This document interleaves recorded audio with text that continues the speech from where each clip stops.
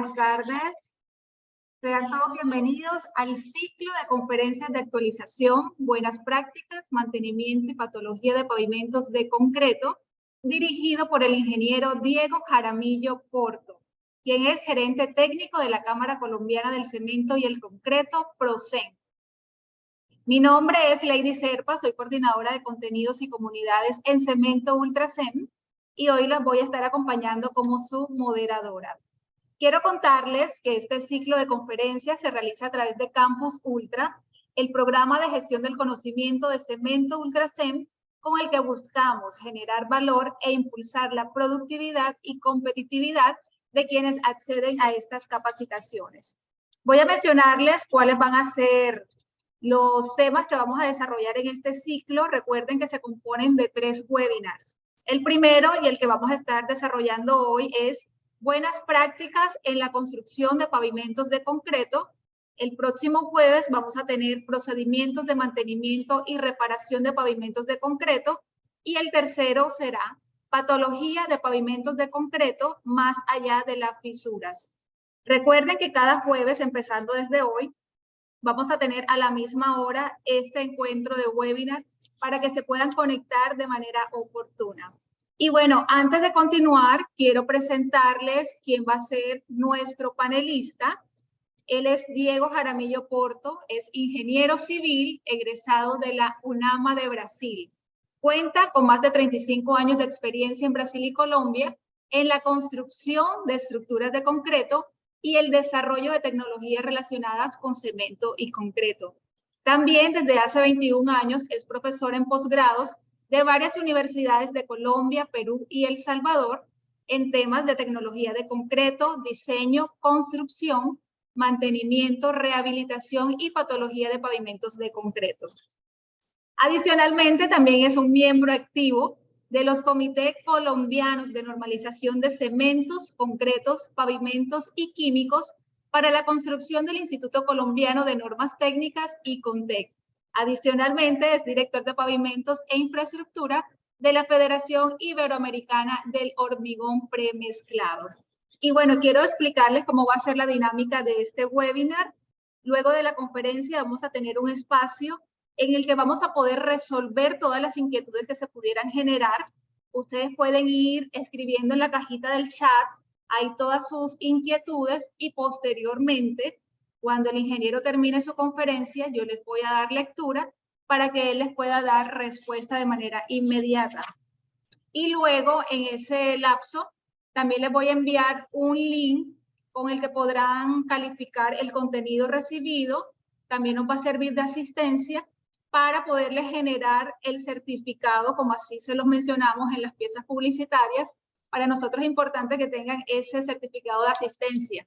Entonces, tengan mucho cuidado al diligenciar muy bien sus datos y su correo para posteriormente enviarles a sus mails el certificado de asistencia. Entonces, bueno, ahora sí, vamos a dar inicio a este ciclo, de este primer webinar de este ciclo, denominado Buenas prácticas en la construcción de pavimentos de concreto, a cargo del ingeniero civil Diego Jaramillo Porto. Bienvenidos, adelante, ingeniero. Bueno, Lady, muy buenas tardes para todos. Es primero que todo, pues, un gran placer y un gran honor estar aquí con ustedes y poderlos acompañar en este ciclo. Vamos a abordar esos 3 temas, digamos, en este ciclo que Lady comentó. Y en este primer ciclo vamos a hablar de buenas prácticas para la construcción de pavimentos de concreto. Esto, a modo de introducción, es un tema que es bastante importante porque el tema de pavimentos es una tecnología muy amplia. Y me confirmas, Lady, si ya está la primera diapositiva ahí. Sí, señor, se ve muy bien. Adelante. Bueno, es una tecnología bastante amplia. Si uno quisiera abordar este tema, pues lógicamente detalle sería muy extenso. En este tema vamos a hablar un poco sobre la competitividad y la nueva realidad de los pavimentos de concreto en este siglo XXI. Y fuera de eso vamos a abordar algunos de los aspectos de construcción que hay que tener en cuenta y que hay que, digamos, ponerle mayor detalle en el momento de la ejecución de un pavimento de concreto. Entonces, vamos a comenzar. Yo no quiero arrancar de una vez con el tema de buenas prácticas o algo así. Quiero comenzar un poquito de dónde venimos. Yo creo que es muy importante en todas las actividades de la vida. Siempre saber uno de dónde viene, de dónde va y sobre todo para dónde va, pero este tema de dónde venimos es muy importante. Y resulta que el pavimento rígido tiene 158 años de evolución desde que fue creado. En el año 1865 se construyó el primer pavimento de concreto moderno en Inverness, Escocia. Y digo moderno porque en la antigüedad, inclusive mucho antes del año cero, de antes de Cristo, ya se hacían pavimentos, ya se hacían muros, ya se hacían otras cosas. La vía Apia, por ejemplo, es un ejemplo de cómo se hacían vías y el concreto estaba ahí. En ese momento nadie sabía que se llamaba concreto, no tenía otro nombre, se llamaba el núcleus, y de esa manera mezclaban puzolanas con arenas y piedras y agua y con eso generaban un concreto en ese momento. Entonces hubo muchos usos antiguos, pero el primer pavimento de concreto moderno, digamos, tratando ya de consolidar algunas prácticas, fue en 1865. Ya en América Latina, el primer registro que tenemos de ingreso de pavimentos en América Latina son dos países. Uno que es Salvador, en 1924, y se ve la pavimentación de las vías de San Salvador en ese momento, y en Perú la avenida Venezuela, que fueron los que se construyeron, y ahí para adelante arrancó todo el proceso, Colombia por ahí en el 28, en fin, y eso desembocó en una técnica, como la ven ustedes a la derecha, moderna, completamente diferente a lo que se vio allá. Esto lo que quiere decir es que los primeros pavimentos se hicieron para otra cosa. El primer pavimento en América se construyó en 1891 en una ciudad al norte de Estados Unidos, que es Belfontaine, Ohio. Ahí lo ven a la izquierda y ahí lo ven a la derecha. ¿Cómo está hoy en día, después de 132 años de haberse construido? Lo curioso de este pavimento es que se construyó para otra cosa. Ese pavimento se construyó para el tránsito de carretas y caballos, no para vehículos. No estaban en ese momento los vehículos, no se consideran las cargas por eje. No existían ni las juntas, ni las transferencias, ni los amarres. Ese pavimento, de hecho, esa muestra que ven a la derecha en flechas es una vigueta extraída de ese pavimento. Es bicapa, tiene dos capas, muy al estilo romano, actualizado con una sobrecapa de concreto en los cuales tiene una capa de rodadura en concreto de 2 pulgadas y una capa de base de 4 pulgadas en concreto, con diferencias en tamaños máximos de agregados y relaciones a los cementos. Ese año se utilizó, y en ese proyecto específico fue el primer proyecto en todo el mundo donde se utilizó la mezcla de concreto 1, 2, 3. Hoy en día la seguimos conociendo porque esa es la mezcla típica que se hace muchísimo en mezcla en obra y se sigue usando después de 132 años todavía. Digamos, el vaciado se hizo en tablero de ajedrez, en fin, se hizo de una manera y para otros tipos de gustos diferentes. Y esto comenzó a evolucionar hasta lo que tenemos hoy. Esto evolucionó debido a muchas cosas, pero la principal de ellas fue el cambio de vehículo de diseño, pasar de carretas y caballos a carros. Eso se dio en 1908 con el Ford Modelo T. Ya comenzó a generar una carga por eje mucho más puntual, más pesado. Los vehículos comenzaron a crecer en tamaño, en ejes, y eso comenzó todo el desarrollo de diseño por ejes y por ejes equivalentes. Pistas de prueba como la que ven ustedes a la izquierda, esa es la de The Base Test Road, 11 años de prueba. Primeros pavimentos que se hacían de una manera, por ejemplo, no habían juntas. Este primer pavimento que ven ustedes ahí, uno de los primeros a la derecha en el US-20 en el 1922, fue un pavimento que se construyó sin juntas, no tenía juntas. Y lógicamente, ustedes saben que el cemento y el concreto tienen contracciones y entonces comienzan a encogerse y comienzan a cuadricularse, vienen los abeos y se comienzan a generar fisuras longitudinales y transversales. En otras palabras, el pavimento se automoduló. Y hoy en día lo ven ustedes ahí, después de más de 100 años, ustedes ven ese pavimento, cómo está hoy en día, como se hizo original sin juntas, fisurado por las contracciones y los alabeos, y al final cómo está hoy en día después de 100 años, de 101 años, cómo está, digamos, eso. Y de esa manera, pues llegamos a lo que conocemos hoy en el pavimento de concreto, que es esto que ven ustedes ahí, ya con unas máquinas más modernas, con unos concretos más eficientes y cosas de ese estilo, hasta llegar pues a este tipo de vías que ven ustedes ahí. Bueno, esto nos genera a nosotros una nueva realidad, porque pues, ya tuvimos una realidad al comienzo, una realidad posterior, y hoy en día las cosas han venido cambiando y modificándose. Una cosa sí se ha marcado durante todos los pavimentos y es que son muy durables. Eso sí es digamos, un atributo que tiene el pavimento de concreto que es bastante reconocido y eso. Pero fuera de eso, la nueva realidad de hoy nos lleva a unos concretos evolucionados. Ahorita vamos a ver algunos parámetros de eso. La tecnología ha crecido. Hoy en día tenemos un consumidor más profesional, ya tenemos consumidor. Y cuando hablo consumidor no es el usuario que pasa por encima de la vía, son las entidades contratantes de vías. Están exigiendo más durabilidad, menos mantenimiento y eso pues es una ecuación que es bien importante tenerla en cuenta en los diseños porque esa ecuación hay que saberla manejar. Entonces, pero hoy en día las entidades están exigiendo más. Este pavimento soporta tránsitos muy altos. Ya tenemos un descubrimiento de que el costo inicial es más bajo. Y digo descubrimiento, o yo llamaría mejor redescubrimiento, porque no es que de un día para otro el pavimento de concreto resultó más barato en costo inicial. Ha sido así. Solo que las condiciones en las cuales se comparan y se diseñan los pavimentos y se comparan no son las ideales. Eso lo vamos a ver un poquito más adelante. Tenemos un uso masivo en pavimentos urbanos, concretos, con valores agregados importantes, en fin, tenemos una nueva realidad de los pavimentos que nos llevan a que eso. Y eso, consolido aquí, no voy a leer todo ese texto que va a salir ahí. Esa vía que ven ustedes ahí a la izquierda arriba es la Avenida El Dorado en la ciudad de Bogotá.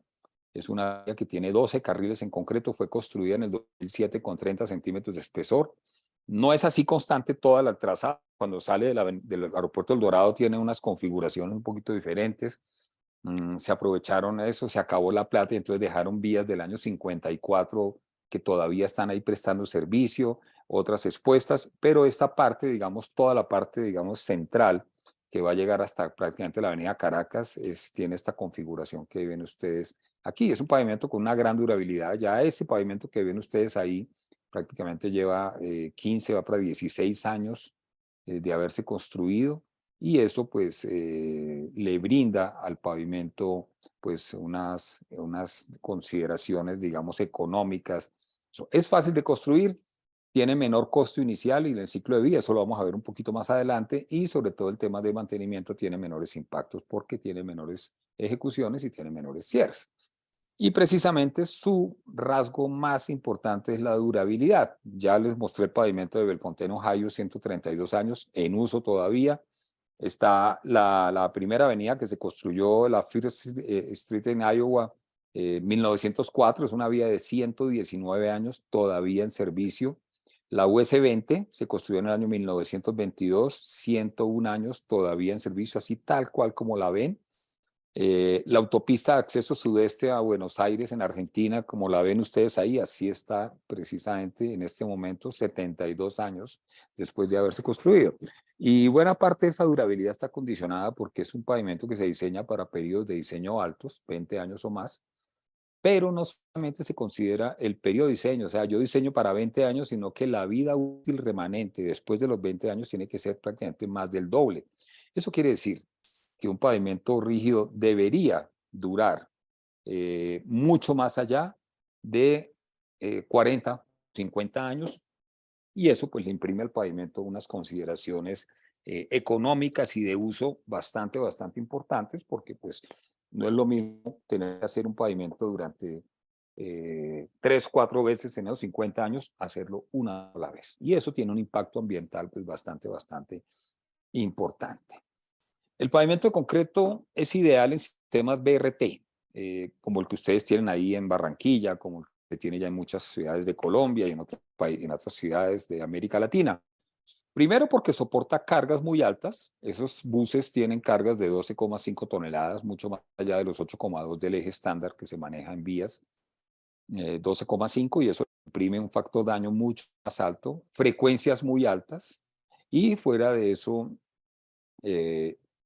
imprime una cantidad de equivalentes en 20 años monstruosas. Ya tenemos diseños de más de 350 millones de ejes equivalentes en 20 años. Eso pues para otros pavimentos no es factible, no es posible.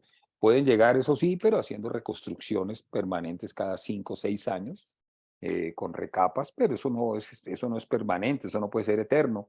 En algún momento las cotas de la ciudad ya no dan, entonces van a tener que comenzar a fresar y a reponer, fresar, reponer, y eso lógicamente ya casi que estandariza la estructura para un uso. Entonces, este pavimento tiene una gran vida útil y fuera de eso, pues una gran capacidad de soportar cargas. En América Latina es muy frecuente. Ahí ven ustedes en Brasil, Horizonte, ven ustedes en Brasil, en Curitiba, que fue donde nació todo esto, Bogotá, Guatemala, Lima, el DF, en Cali, Sistema Mío, en fin, tenemos muchos sistemas en Chile. Es precisamente el pavimento más utilizado en sistemas BRT en América Latina, es el concreto. Y se sigue haciendo. De hecho, si ustedes tienen la oportunidad, cualquiera que esté aquí asistiendo, de ir a la ciudad de Bogotá y ver, por ejemplo, lo que está haciendo ahorita en la troncal de la avenida 68, es una avenida de 17 kilómetros de longitud, tiene 4 carriles, tiene más, pero del sistema BRT son 4 carriles, 2 en cada sentido, y en esos carriles tiene más de 78.000 metros cúbicos de concreto de módulo altura 45. Y adicional, vienen vías muy importantes en la ciudad de Bogotá. Vienen en proceso una que ya cerró licitación, ya fue adjudicada, que es la troncal de la calle 13.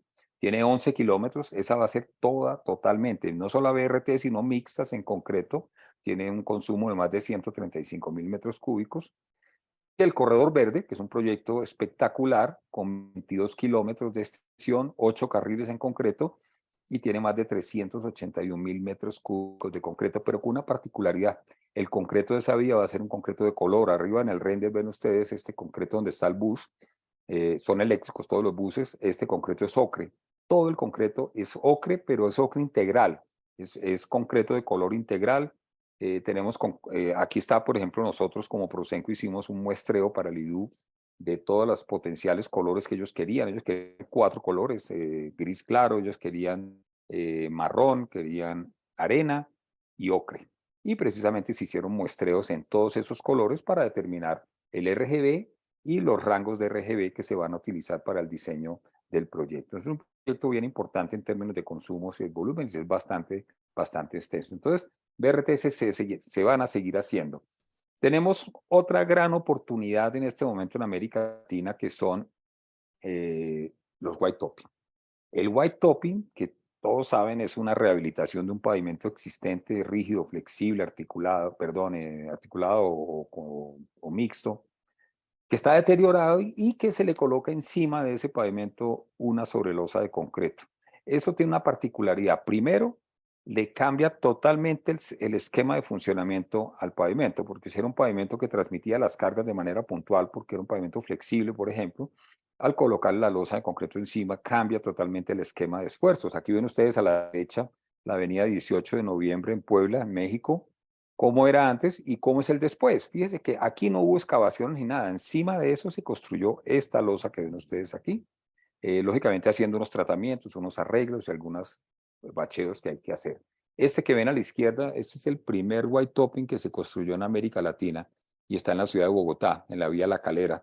Se construyó en el año prácticamente 99-2000. Y es una vía que hoy en día ya tiene prácticamente en algunas zonas 24 años de uso. O sea, ya pasó el periodo de diseño, ya llegó al final del periodo de diseño, que era de 20 años, y ya está en vida útil remanente. Y la probabilidad de uso de esa vía será de otros 20 años más. Entonces, con eso, pues cumplimos la premisa de que los pavimentos deben tener no solamente un periodo de diseño alto, sino también una vida útil remanente importante. Les quiero explicar muy gráficamente cómo es que funciona esto. Vean ustedes un pavimento flexible. Cuando se aplica una carga en ese pavimento flexible, esa carga en el pavimento flexible se va de manera puntual vertical y de manera cónica se va extendiendo por el efecto de los agregados, la superposición de agregados, y va reduciendo los esfuerzos. Cuando a ese pavimento le colocamos una losa de concreto, un white top y una sobrelosa, cambia totalmente el esquema de esfuerzos. Ya no se transmiten de manera puntual vertical, sino que se transmiten de manera horizontal por efecto de la baja deformabilidad del concreto, o sea, la alta rigidez, y eso reduce totalmente los esfuerzos que se llevan hacia la base. Entonces, fíjese que los esfuerzos que antes llegaban y penetraban muchísimo hasta el fondo, hasta inclusive hasta la subrasante, ya en este momento dejan de llegar hasta allá y se corrigen muchos de los problemas de fatiga de la estructura. Entonces, por eso es que se puede utilizar un pavimento que ya puede llevar 30, 40 años con un rango ya de mantenimiento muy frecuente por fatiga, se puede repotenciar totalmente con una tecnología como es el white topping. Ahí lo acaban de ver ustedes de manera muy teórica, ahora se los voy a mostrar de manera real, en la calle cómo es.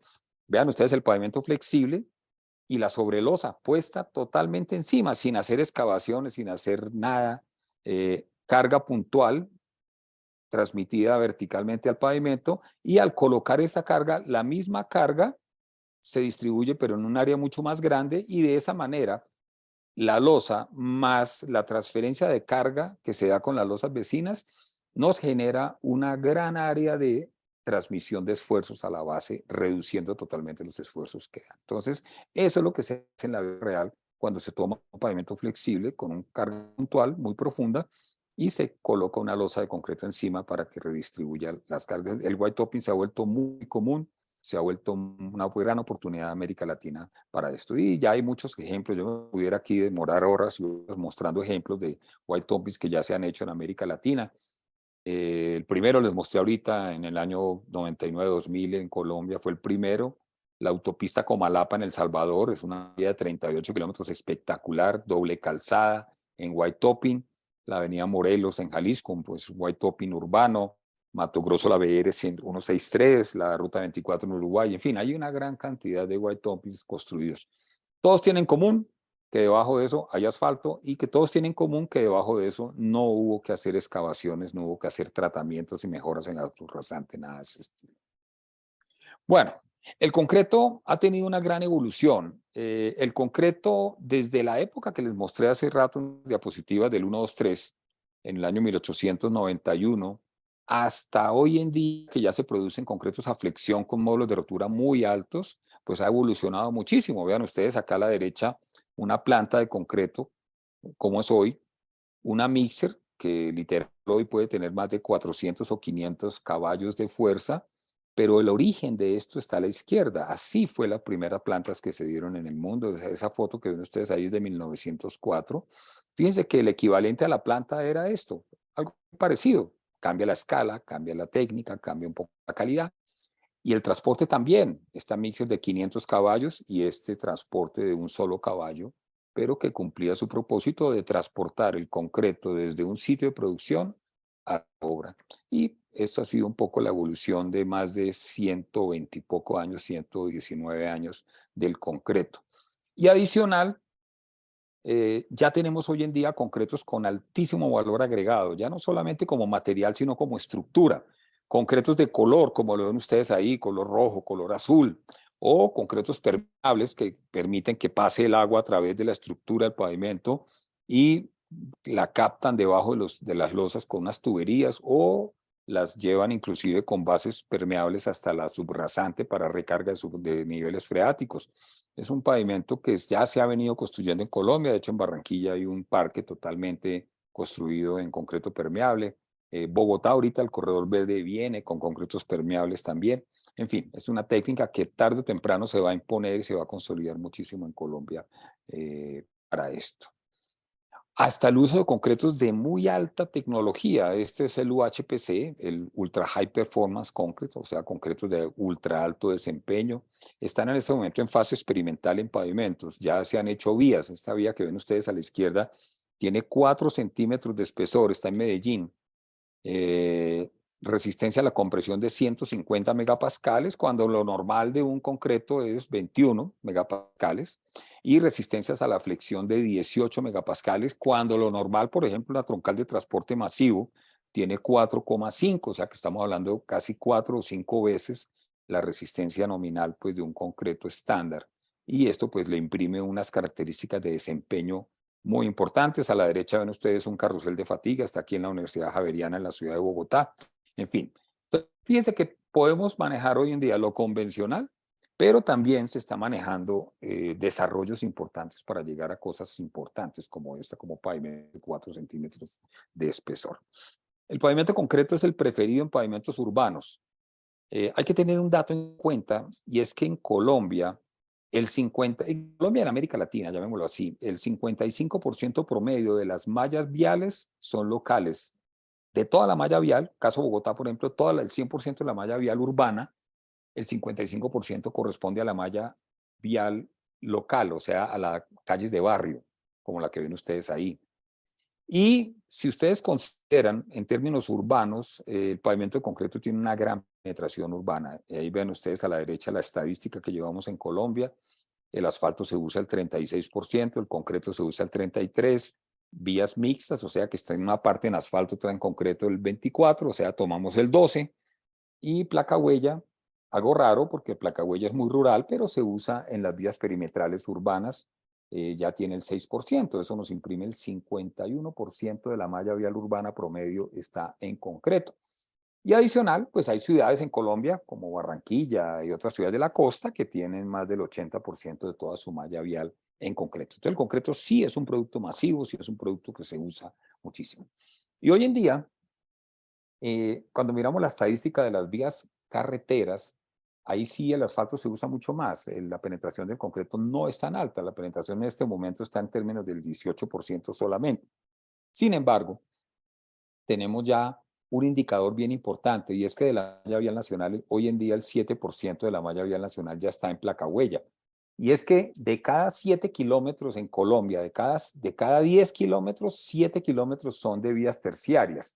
O sea, y son las vías que a menos intervención les hacen, menos recursos se les da. Ahorita se está tratando de impulsar la construcción de placa huella como plan de gobierno, pero sin embargo la placa huella ya viene en proceso de construcción desde hace más de 15, 20 años. Y por eso hoy en día tenemos una penetración importante de placa huella, que es lo que ven ustedes ahí. Es un sistema interesante. Yo creo que como ingenieros todos nosotros tenemos que entender y comprender muy bien la placa huella. Hay mucha gente que considera la placa huella como un subpavimento, como si fuera algo artesanal, como si fuera algo de tercera categoría, que es que lo importante son las vías principales. Pero es que para cierto tipo de personas en Colombia, esta es su vía principal, esta es la vía importante para ellos, esta es la que le da acceso a su municipio y a sus fincas. Entonces, la placa huella se está convirtiendo en un impacto social gigantesco.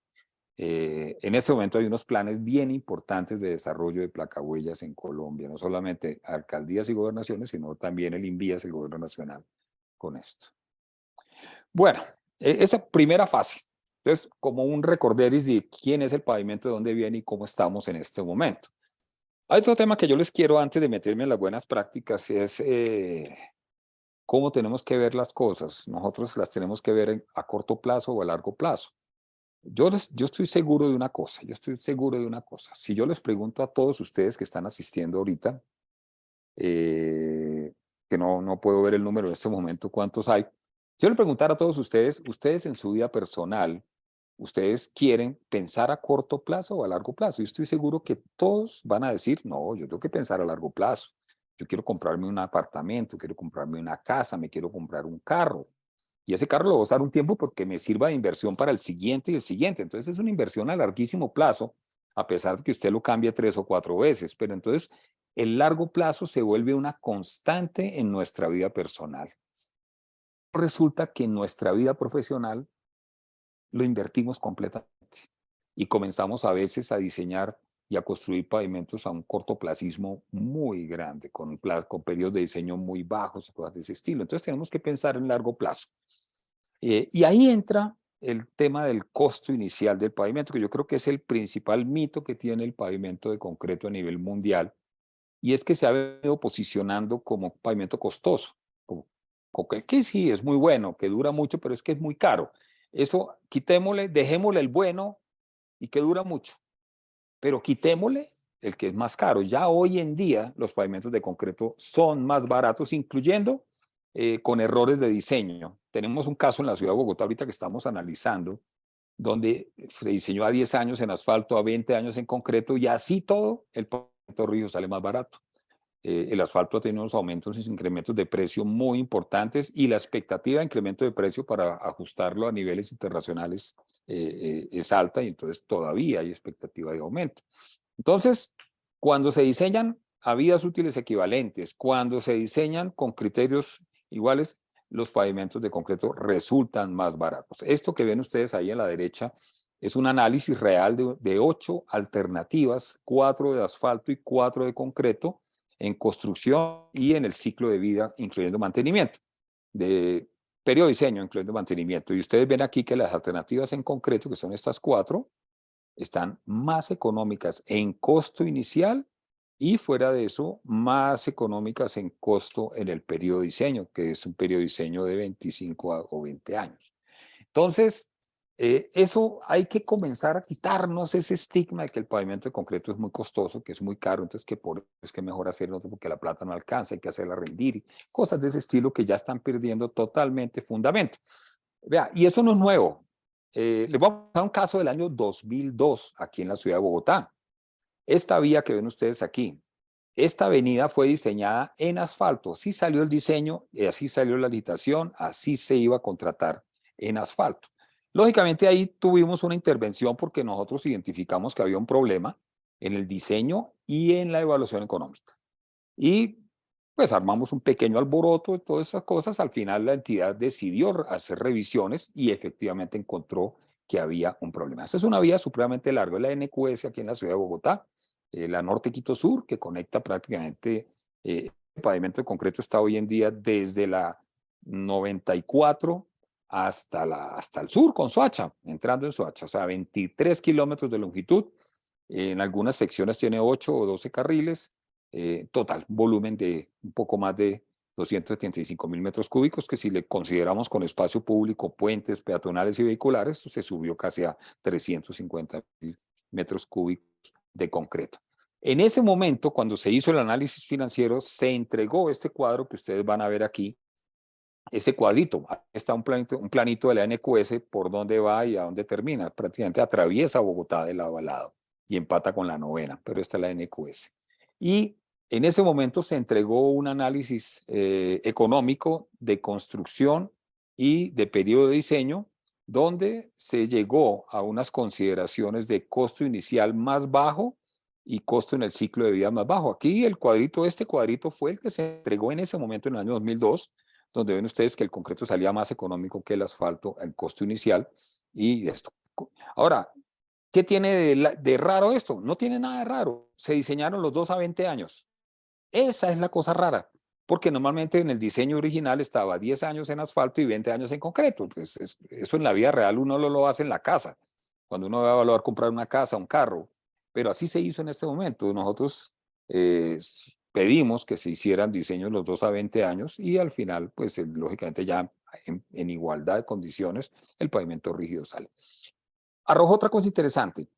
El mantenimiento del pavimento de concreto es del 9% del costo inicial y en el asfalto arrojó el 88%. Esto es una reafirmación de que el pavimento de concreto es más barato en costo inicial, dura mucho y fuera de eso el mantenimiento que requiere es mucho más bajo de lo que se requiere. Y esto ya es una tendencia en muchos países, Brasil, México, Colombia, ahí ven ustedes diferentes pavimentos analizados en diferentes países. En Brasil, por ejemplo, corredores exclusivos de ONE, o sea, BRT, sistema rodoviario, el libramiento del Valle de México, la autopista Guadalajara-Tepic, en fin, hay una gran cantidad de ejemplos ya en América Latina donde el costo inicial del pavimento es mucho más bajo. Y el mantenimiento también es más bajo. Aquí ven ustedes un análisis de ACPA en el LSCA, ese es el Life Cycle Cost Assessment. Y aquí ven ustedes la cantidad de intervenciones que tiene el pavimento rígido en estos 50 años, dos importantes, y la cantidad de intervenciones que tiene el otro. Ahora, traduzcan esto en cierres. ¿Cuántos cierres de vía hay que hacer para poder hacer el mantenimiento? Eso genera traumatismos en las personas, accidentes, muertos, más tiempo de circulación, más combustible. Y en este, que es otra avenida, ahorita les mostré la avenida en Bogotá del 2022, esta es una de 2023, de enero. Vean ustedes, el costo inicial de la alternativa en concreto y concreto, aquí se analizaron otra 8 y en esta 4. ustedes, el costo del mantenimiento es bajo. Esta es una que tiene base estabilizada con cemento y es una base granular.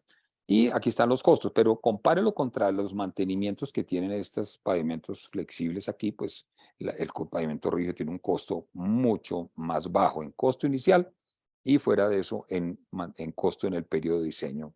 Esa es una ecuación pues, que es bien importante tenerla en cuenta. Entonces, con eso cerramos esa segunda partecita de visión a largo plazo. Y ahora ya me voy a meter un poco en el tema ya de pavimento y de buenas prácticas, pero les quiero hablar un poco sobre el funcionamiento estructural del pavimento. Ahí vean ustedes cómo ese pavimento lo percibe uno ya haciendo un corte. Pavimento flexible, multicapa, pavimento rígido con menos capas. Uno transmite vertical, el otro transmite horizontal por efecto de la alta rigidez o de la baja deformabilidad del concreto. Y de esa manera, pues, ¿qué quiere decir? Que tenemos un comportamiento completamente diferente. Yo les quiero hacer este ejemplo con ustedes aquí. Esto es una estructura típica, solamente que no vemos cuál es la estructura, ¿no es cierto? Pero resulta que no importa, no pensemos todavía en rígido, flexible, articulado, nada de eso. Pensemos en que la carga es igual, porque la carga es independiente del tipo de pavimento. La carga que va a pasar por ese corredor es la carga que está diseñada, ejes equivalentes y eso. Y la subrasante es la misma, ¿no? Entonces tenemos igualdad de cargas, igualdad de subrasante. Entonces, ¿dónde está la diferencia en cómo funciona un pavimento o cómo no funciona un pavimento? Y es en la estructura, o sea, la interfase entre la carga y la subrasante es la que nos va a ayudar a nosotros a transmitir esta carga hasta la subrasante de una manera adecuada para que no la sobrecargue la subrasante y se disipe en la misma estructura que se va a reemplazar. Ese es el arte del diseño, precisamente escoger esa estructura que está ahí. Les voy a poner un ejemplo muy sencillo, que ya me gusta darlo porque me parece muy gráfico, para entender esto. La diferencia entre carga puntual y carga distribuida. Miremoslo. Un esquiador, vea, una persona que esquía en la nieve, que pesa 85 kilos, o sea, el tipo 85 kilos con su vestido, con su ropa, se para sobre sus zapatos y el peso lo hunde en la nieve. ¿Por qué se hundió? Porque la nieve no fue capaz de soportar las cargas puntuales que se estaban transmitiendo. Un área de 720 centímetros cuadrados corresponde a los zapatos, a los dos zapatos de él, a las botas. Y con esa carga de 85 kilos distribuida por el área, nos da una presión de 0,11 kilogramos por centímetro cuadrado. Y eso es suficiente para hundirlo en la nieve. ¿Sí? Eso es carga puntual, porque toda la carga del peso del señor lo estamos distribuyendo en un área pequeña. Ahora, ese señor llega y pone estos esquís que están aquí. Y esos esquís mantiene el peso, 85. Mantiene la nieve, o sea, lo que hablamos aquí, mantiene la carga, mantiene la subrasante, pero la diferencia es cómo le transmito la carga de acá a abajo, y es a través de los esquís.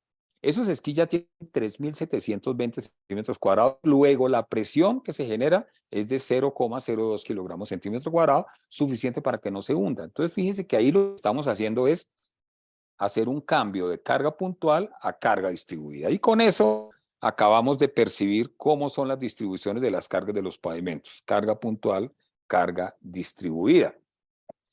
Y eso es precisamente lo que ocurre en la tecnología de los pavimentos. Carga puntual, carga distribuida, rígido, flexible, cómo es la manera. Y los dos son inversos. Tenemos la misma carga, la misma subrasante, pero tenemos un pavimento rígido que tiene un área grande de contacto, o sea, efecto placa, que le genera una pequeña presión en la base del pavimento. O el flexible, que es área pequeña de distribución de carga, o sea, carga vertical, y le genera una gran presión hacia abajo. Entonces tenemos área grande, presión pequeña, o área pequeña, presión grande. Y como lo pongo abajo, esta es una diferencia que marca la diferencia. Claro que sí, esa es la que marca la diferencia para que el pavimento rígido tenga menos profundidad de excavación, tenga mayor disipación de esfuerzos en una menor profundidad. ¿Cómo lo percibimos nosotros? Este es el pavimento rígido. Es una losa, ese es el elemento fundamental de un pavimento de concreto, pavimento rígido, pavimento de hormigón. Primero, es una losa compuesta por largo, ancho y espesor con un tipo de concreto que tiene baja deformabilidad. Y eso le contribuye a distribuir los esfuerzos por una cosa que llamamos el efecto placa. Reduce los soportes, como dijo el esfuerzo en la base de soporte, y disipa los esfuerzos a menor profundidad. Ahora, ese elemento fundamental que es la losa, hay que combinarlo y hay que mezclarle otro tipo de cosas. Hay que combinarlo con otras losas para que tenga con sus mismas dimensiones y sus mismas características ya un pavimento continuo. O sea, pasamos de ser algo discontinuo a tener un pavimento que funciona de manera continua, a pesar de ser discontinuo, mediante unos elementos como las barras de transferencia, las barras de amarre, los soportes laterales, los confinamientos, la base y la subrasante. Y de esa manera tenemos un pavimento de concreto que transmite los esfuerzos al suelo de una manera bastante diferente. Y además, tenemos controles para ese pavimento. Lo controlamos en los bordes, por ejemplo, ven ustedes ahí 6 losas de concreto cargadas por un eje. Ese eje, cuando llega a esa losa, se deforma por efecto de la carga y comienza a transmitir esfuerzos a las losas vecinas mediante barras de transferencia, barras de amarre. Y en los bordes donde no tiene ningún tipo de transferencia es donde se incrementan los esfuerzos de manera importante. Por eso en este elementos finitos que ven ustedes aquí, vean que los esfuerzos en el borde libre son mucho mayores. Y es ahí donde el diseñador tiene que comenzar a ejercer muchos elementos del diseño para poderlos controlar. Ahora, esta losa, este eje cuando pasa por una losa exclusiva, que es esta que ven ustedes aquí, cuando este eje entra a la losa, carga en el borde, deflecta la losa hacia abajo, tracciona la parte de arriba de la losa, o sea que si llegara a abrir una fisura en ese momento va de arriba hacia abajo. Cuando el eje está en esta posición, está en el centro de la losa se trata de deflectar hacia abajo y eso le genera tracción en la parte de abajo y en el otro extremo tracción arriba. Si usted combina esos puntos, le genera la curva de momentos que ven ustedes aquí. Si se cruza con el eje neutro de la losa, le va a generar estos dos punticos que son bien interesantes en la tecnología de los pavimentos, que son los tercios. Los tercios de la losa, esos tercios de la losa son las zonas de menores esfuerzos y es por eso ahí que toca hacer ciertas actividades. Ahí cuando estamos haciendo un vaciado, una colocación de un concreto y nos tocó hacer una junta de emergencia porque se nos acabó el concreto, pues si vamos a hacer junta de emergencia hay que hacerla en el tercio, precisamente porque es la zona de... No hay que hacer esa junta ni muy cerca de la junta normal, ni en el centro de la losa, es en el tercio. Cuando vamos a reparar losas, hacemos los cortes en los tercios, porque es la zona de menores esfuerzos. Entonces, fíjese que todo esto tiene su lógica para llegar a esas cosas que a veces hacemos intuitivamente, pero que no sabemos el por qué. Por eso es que yo insisto mucho a veces a los operarios, no hay que decirles el qué hay que hacer. El qué lo tienen las especificaciones. Hay que explicarles el por qué. Usted por qué tiene que hacer eso. Usted lo tiene que hacer eso por esto y esto y esto. Y si lo logra entender, pues mucho mejor. El tema del diseño. El diseño hay que hacerlo con criterio. Primero, desmitificar algunas cosas como que no existen muchas metodologías de diseño. Claro que sí existen. Que no hay plataformas como para entrar a jugar y a mirar cómo se comporta. Claro que sí, el Pavement Designer es una plataforma muy amigable, gratuita. Se puede entrar, se puede hacer diseños, se pueden cambiar variables, se pueden mirar sensibilidades. Ese Pavement Designer usted lo pueden encontrar como www.pavementdesigner.org. Es espectacular para hacer ese tipo de diseño intuitivo. Interesante diseñar por dos métodos, diseñar con respaldo, o sea, software y manual para saber cómo nos va.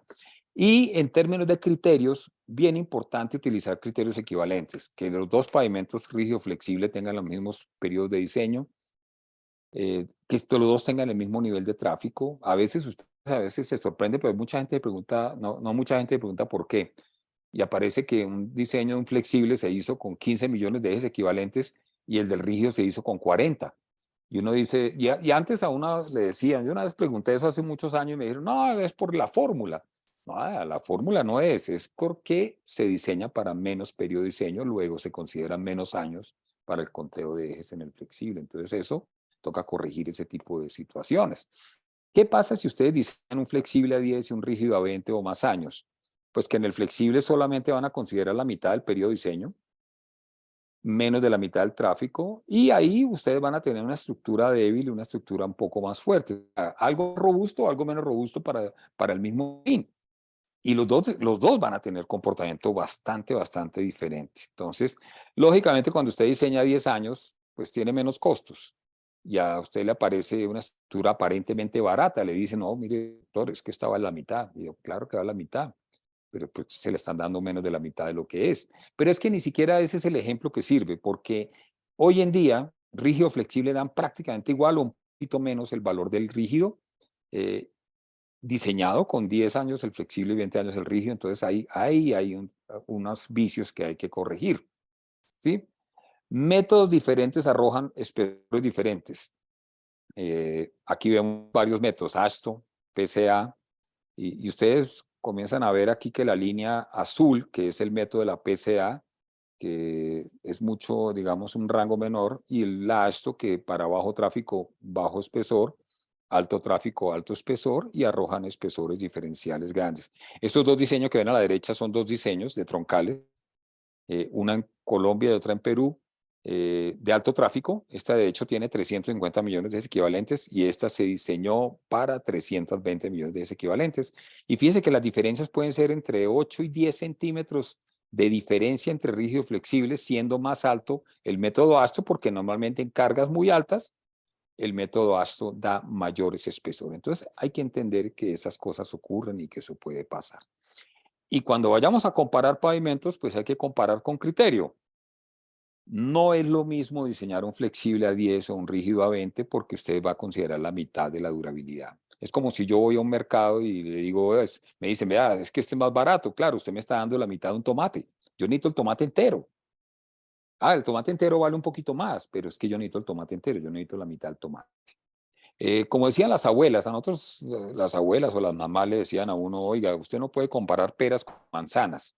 Y eso es lo que sucede cuando usted compara 10 años con 20 años o cuando usted toma un diseño con el 100% del tráfico en rígido, con un flexible con el 30, 40, 50% del tráfico. Y eso lo que lleva es que tiene unas divergencias y no equivalencias que llevan a que se comparen de manera muy diferente.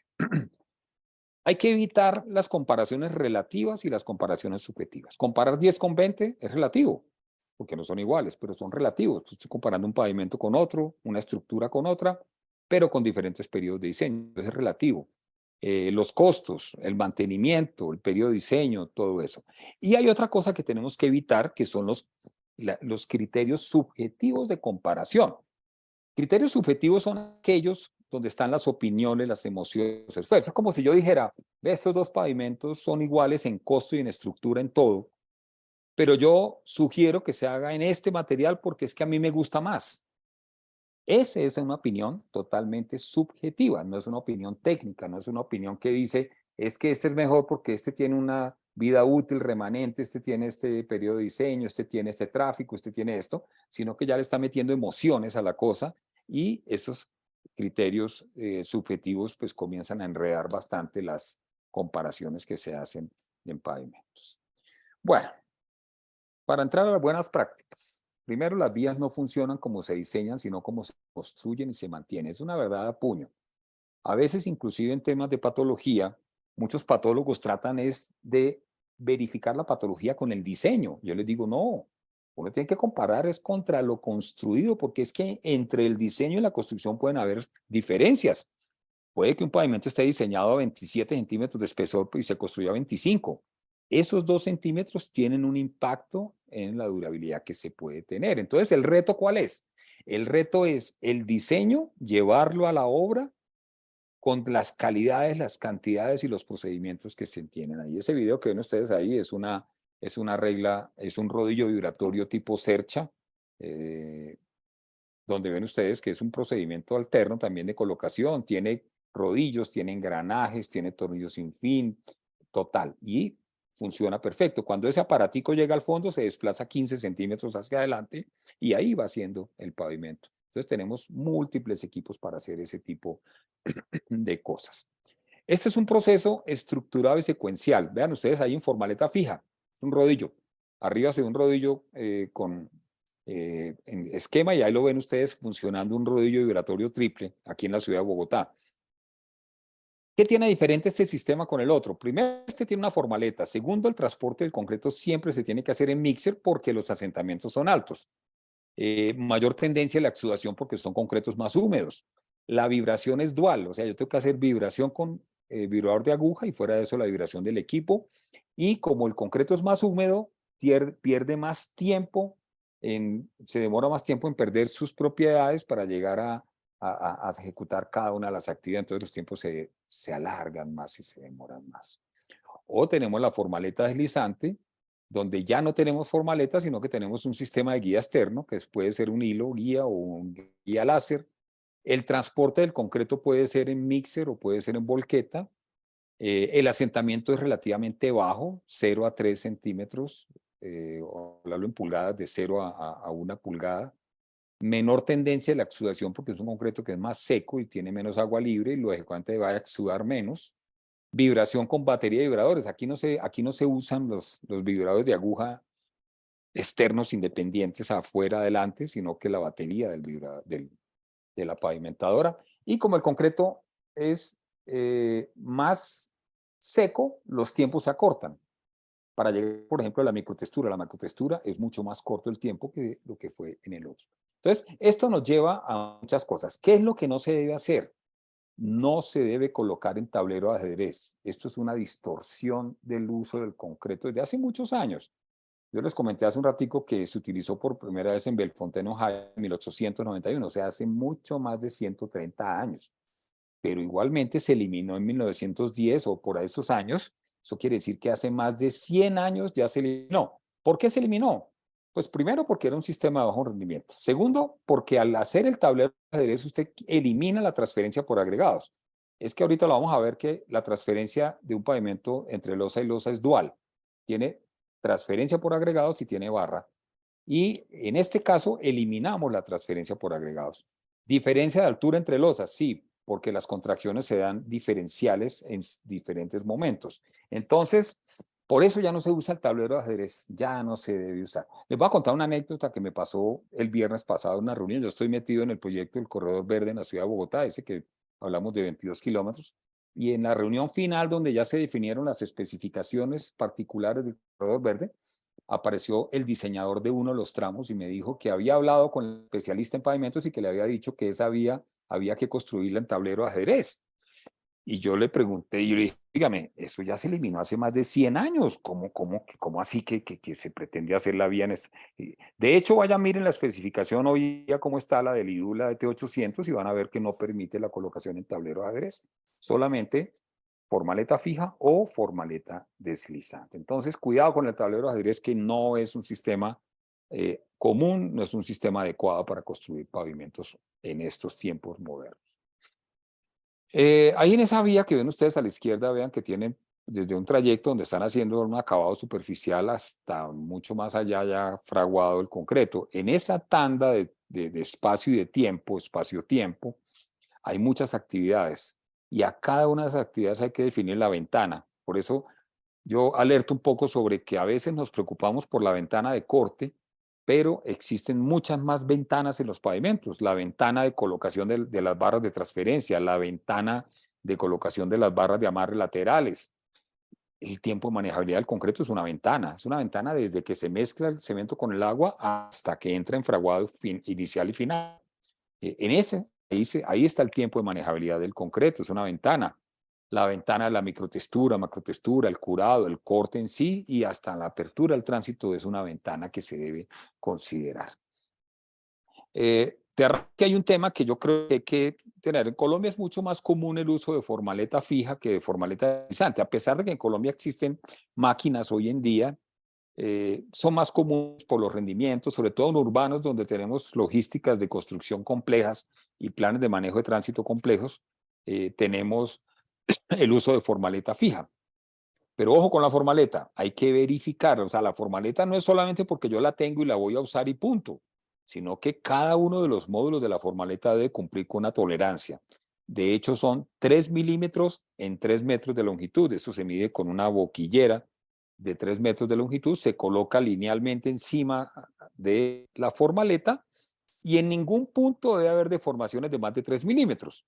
Si existiera deformación más de 3 milímetros, quiere decir que este elemento, esta sección de formalete, hay que desecharlo, hay que arreglarlo y poner otro.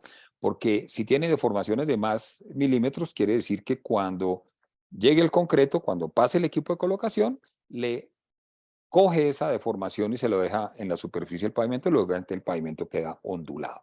Entonces, para que no se le va a tirar el y no se le va a tirar, digamos, el confort de circulación, hay que verificar las deformaciones.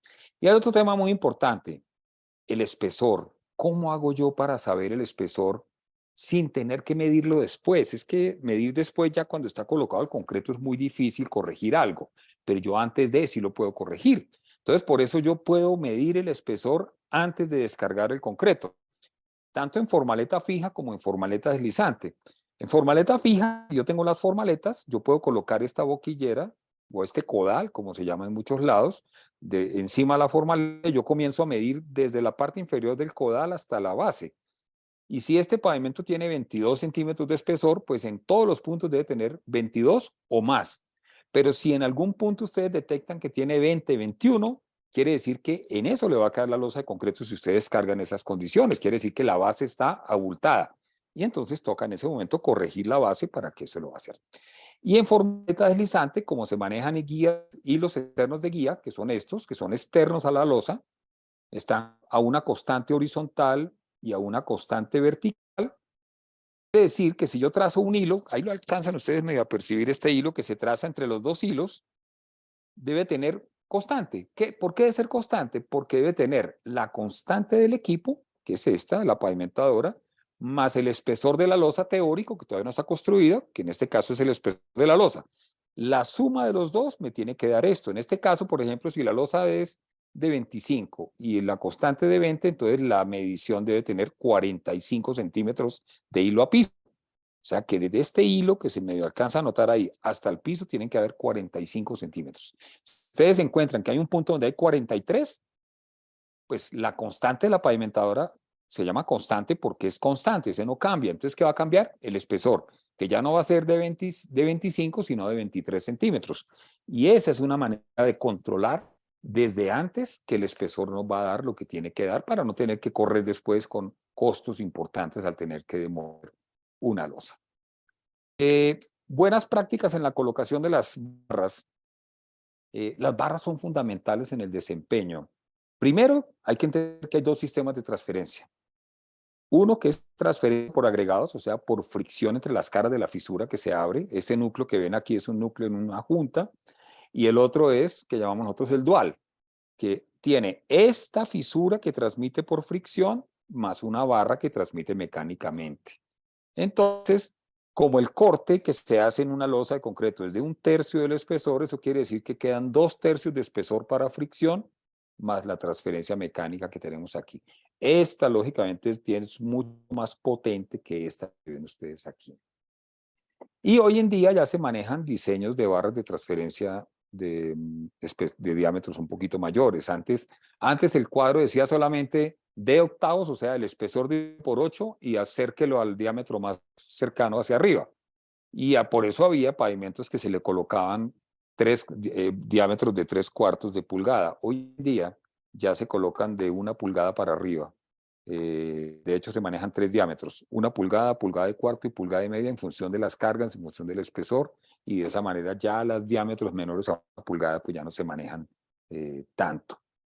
Tenemos una tendencia muy alta en Colombia ya al uso de anticorrosivos en las dovelas. Normalmente las dovelas históricamente se han colocado tal cual, metálicas, con un recubrimiento de un desmoldante para que no vaya, un antiadherente para que no se peguen al concreto. Pero ahora, adicional, en Colombia ya se comienza a exigir el uso de pintura anticorrosiva. Se coloca antes de armar, esto tiene que colocarse primero, o sea, este anticorrosivo se coloca inclusive en la zona de figurado y armado. Y el desmoldante, el lubricante antiadherente se coloca ya antes de que llegue el concreto. Entonces son dos timings diferentes en dos momentos, luego los dos hay que hacerlos. Esta es la norma en vías 500, ya la que rige para construcción de pavimentos en el Instituto Nacional de Vías, en el numeral 500.221, habla de que las barras de transferencia deben llevar una película de anticorrosivo de acuerdo con tal especificación sin que sea necesario cubrir los extremos, que es este pedacito que está aquí. Lo ven ustedes muy azul y en el otro pues menos azul. La lubricación, 100% de la dovela, o sea, eso ya cambió completamente. Ya antes se hablaba de un 50%, de un 60% de la longitud de la dovela. Hoy en día ya se habla de lubricar el 100% de la longitud de la dovela. De hecho, inclusive en la norma de Bogotá, del IDU, la T800, que estamos revisando en este momento, aparece este esquema que está aquí, está basado en el ACI 360, donde dice que las barras son soldadas en lados opuestos de la canasta, o sea, soldadura, y ahí va alternada, y el otra es barras ligeramente engrasadas en toda la longitud, o sea, el 100% de la longitud de la dovela se debe. Entonces, esto sí se debe hacer, así es tal cual, y ya no se utiliza lubricar solamente un porcentaje de la longitud de la dovela o inclusive colocar algún tipo de recubrimiento para separarlo, como por ejemplo cubiertas plásticas o de caucho. Eso ya no se usa porque eso lo que hace es eliminar totalmente la transferencia de carga de esa dovela. Y con eso estarían, es como un canto a la bandera ahí adentro de la losa, pero no hace nada. Antes de que llegue el concreto, vean, aquí ya llegó el concreto encima y esta dovela está lista ya para recibir ese concreto y quedar, y después de que se tapa ya nadie ve nada, solamente ve la superficie. Pero antes de esto hay que hacer un checklist, o sea, la lista de chequeo de todas las cosas que debe tener esta dovela. En temas de diseño, con el diámetro, la longitud, la separación, la resistencia, la colocación en el sitio, lubricación 100% de la longitud, que este corte lateral sea liso sin rebabas, que la dovela esté en la mitad del espesor, que estén todas las barras paralelas entre sí, con los extremos totalmente alineados, y que por lo menos, esta es la junta teórica que se va a cortar más tarde, esta, que está señalado, que por lo menos 15 centímetros de una barra estén metidos dentro de una losa y por lo menos 15 en el otro. Eso le diría a uno que 15 más 15 es 30, pero la verdad que con tolerancias las longitudes mínimas de barra que manejan es por encima de 40 centímetros, 40, 45 centímetros. Y hoy en día ya no se usan regatas o núcleos para determinar la altura de las dovelas. Hoy en día ya se hacen ensayos no destructivos. Ese video que ven ustedes ahí es en la ciudad de Bogotá. Se está haciendo la verificación de las dovelas de ese pavimento que ustedes ven ahí. Es un pavimento urbano, cualquiera, vía secundaria, pero se está haciendo la verificación de las dovelas. Eso lo que hace es que esto emite una onda geoeléctrica. Esa onda penetra y al encontrar el hierro se arma una hipérbole, que es esta que ven ustedes aquí. Entonces, con esto uno puede determinar la altura desde la superficie y a la siguiente hipérbole, pues esa es la distancia. Entonces, con esto pueden ustedes determinar altura, tolerancias en deformación y fuera de eso, separación entre las dovelas. Este radar es de 2500 MHz y este que ven ustedes aquí es de 400 MHz y este le permite hasta 7 metros de profundidad verificar. Espesores de concreto, espesores de bases y fuera de eso, si hay tuberías, genera un rebote y le permite determinar. Entonces, con estas mediciones ustedes pueden verificar espesor de la losa, espesor de la base, barra de transferencia, malla, barra de amarre, tuberías, una cantidad de cosas. Y hoy en día ya lo permiten las normas.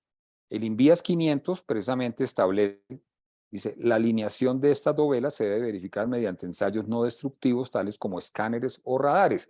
Eso es para evitar romper el pavimento, para verificar si quedó bien hecho el pavimento. No tiene mucho sentido yo construir para romper, para ver si está. Tengo que hacer cosas mejores y es precisamente hacer un ensayo no destructivo. Las dovelas no se deben colocar después del concreto. Existen 3 momentos en los cuales colocar las dovelas de transferencia. Uno, antes de la llegada del concreto. Aquí no ha llegado el concreto, ya están. Aquí es durante la descarga, o sea, está ya el concreto listo para llegar ahí, está la mixer, todo eso, y ahí se colocan en ese momento. Entonces, antes, durante o durante la colocación con un sistema automático de colocación que se llama normalmente la tecnología de los pavimentos y de pavimentadores, se llama la DBI, que es la Dowel Bar Inserter. Cuando se insertan después, eso genera una alteración. ¿Qué es esto que ven ustedes aquí? Aquí está la losa ya conformada y están las barras ahí, arriba, y las barras no van arriba, las barras van en la mitad del espesor. Entonces tiene que haber una inserción de esas barras hacia abajo. Eso genera toda una problemática de inserción de la barra. Ahí vean ustedes, en ese pavimento, ese es en Bogotá, pavimento se están insertando las barras a golpes con una horquilla y ahí pues ya se pierde un poquito la geometría, se pierde el paralelismo, se pierde la alineación, se pierde la altura, se pierde una cantidad de cosas. Y van a ver ustedes qué le pasó a este pavimento. Yo llegué a este pavimento por una patología, porque pues hubo unas fisuras, que son las que están a la derecha, y fíjate que las fisuras están moduladas. Tiene la separación entre barras y tiene la longitud de las barras. Entonces, esto es una consecuencia, esto es una respuesta patológica de la estructura a un mal procedimiento constructivo, porque se debe haber implementado alguno de estos tres. Es una vía pequeña, entonces normalmente alguno de estos dos, pero se utilizó un sistema constructivo que es muy técnico y que generó esto, porque cuando esto así usted lo allana encima, cierre, ya no se ven fisuras, de todas maneras la contracción se lo lleva y se genera una fisura que se detectan después cuando llueve, se nota la fisurita metida ahí. Hay que evitar conflictos entre transferencia y amarre, porque están los dos a la misma altura. Vean, este es un layout de una transferencia normal en estas losas. La continuidad la tienen las barras de transferencia y las barras de amarre hay que modularlas en función de la longitud para evitar que una barra de amarre esté colocada en este sitio, y si está colocada en este sitio, está colocada a la misma altura de la barra de transferencia. Fíjense esta foto de la derecha. Esta foto de la derecha, esta que está en azul es la zona de transferencia, ahí están las barras de transferencia y aquí hay una barra de amarre metida. Y resulta que las dos están a la misma altura y dos cosas no pueden ocupar el mismo espacio. Entonces, por eso es importante modular, digamos, de prioritario las barras de transferencia y después modular las barras de amarre, porque son más secundarias que la otra. Cuando hablemos de remate de construcción, final de día, se acabó el día de hoy, vamos a terminar. Lo ideal es terminar en una junta de construcción, es lo ideal. ¿Y qué pasa cuando yo termino una final de una junta de construcción? Yo tengo que colocarle las dovelas, que es lo que ven ustedes aquí. Pero esas dovelas no hay que quitarlas. Vean, es muy común. De hecho, fui a la 68, a la troncal de transporte masivo que están haciendo y están quitando las dovelas al final del día. Porque se las roban, que porque viene gente y la quita, que alguien se para y las tuerce. Vea, es más barato ponerle un celador a las barras, un vigilante para que las cuide, que tener que insertar después ampliando huecos, colocando epóxico y cosas de ese estilo.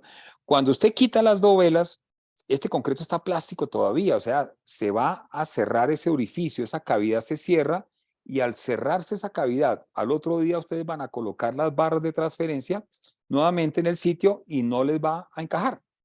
Y cuando no le encaja, entonces van a tratar de meterlas a golpe, como ven ustedes aquí. Esto es una vía acá en la ciudad de Bogotá. Miren cómo están metiendo las barras laterales porque no les entraron, porque la cavidad se cerró un poquito.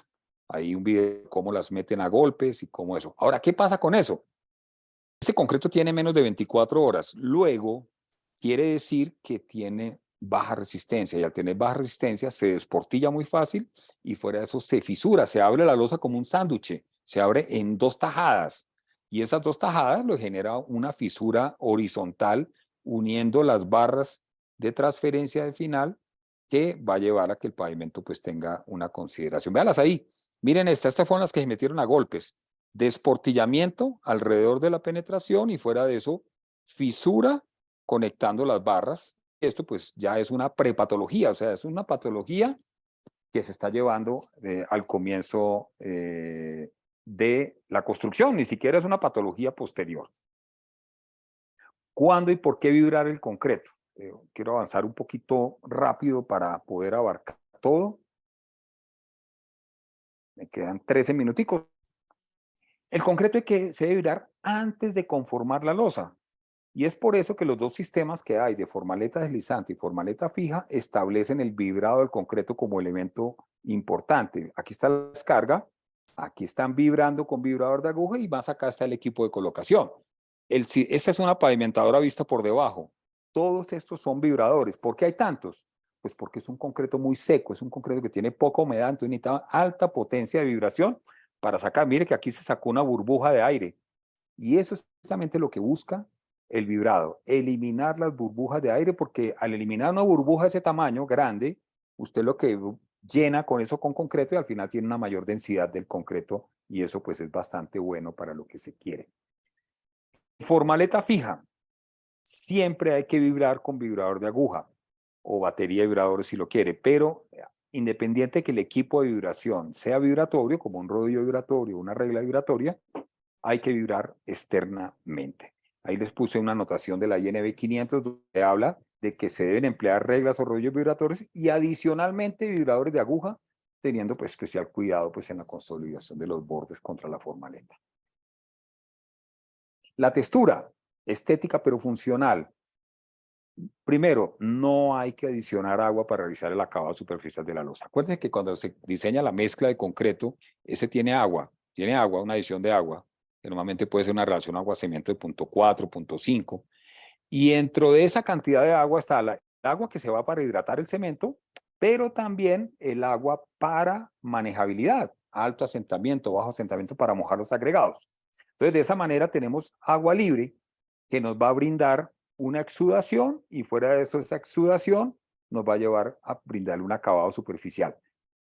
A veces, ¿por qué vemos que se le aplica agua encima al concreto para poder hacer el acabado? Es precisamente porque se evaporó la exudación y eso es un defecto de la construcción. Entonces, por eso hay que hacer la ventana de tiempo desde el flotado hasta la microtextura y macrotextura para evitar tener que colocar cantidades de agua superficial, porque eso debilita la superficie y al debilitar la superficie, pues se va agrietando y se agrieta más, porque pues en ese pedacito el contenido de agua es muy, muy superior.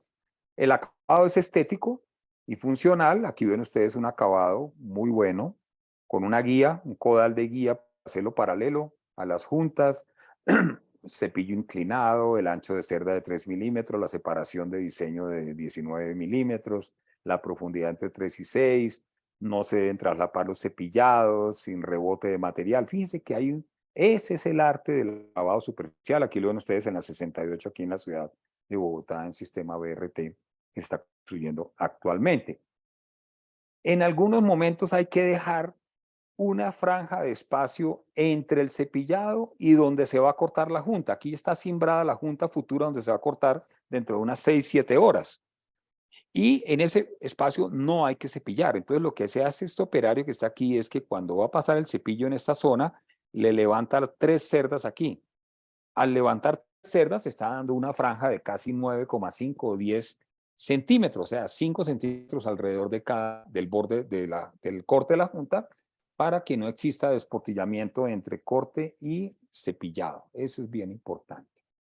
Y otra cosa es que el cepillado tiene que ir paralelo a las curvas. Entonces cuando uno toma una recta, pues todo es muy sencillo en la vida, pero cuando uno llega a las curvas, la cosa se complica. El cepillado en las curvas tiene que ser especial. Hay un parámetro fundamental y es paralelo a la curva, a la junta transversal. Entonces uno dice, pero ¿cómo? Si yo tengo en una curva un cepillado como esto, aquí les muestro esto. Miren cómo esta es la junta transversal futura y esta es la otra junta transversal que sigue en una curva. Entonces, ¿cómo hago yo para que esto sea paralelo y a esto sea paralelo? Pero ojo, el criterio es que el cepillado sea paralelo a la junta adyacente. Entonces, fíjense que aquí lo que vamos a hacer primero es, donde está la junta, colocar el codal y cepillar. Y fíjense que nos quedó paralelo. Y ahora lo que voy a hacer es que este cepillo me lo traigo a esta junta siguiente y aquí me va a quedar un espacio. Pero ojo, no solamente queda un espacio, sino que aquí, si yo traigo este cepillo acá, se me va a montar encima de esto. O sea, yo voy a traslapar cepillados, eso no se puede hacer. Entonces, ¿qué hago? Coloco un plástico. Coloco un plástico, después coloco el cepillo acá y paso el cepillo. Y alguna porción de la losa ya el cepillo va a pasar por encima del plástico y después lo vuelvo y lo hago aquí.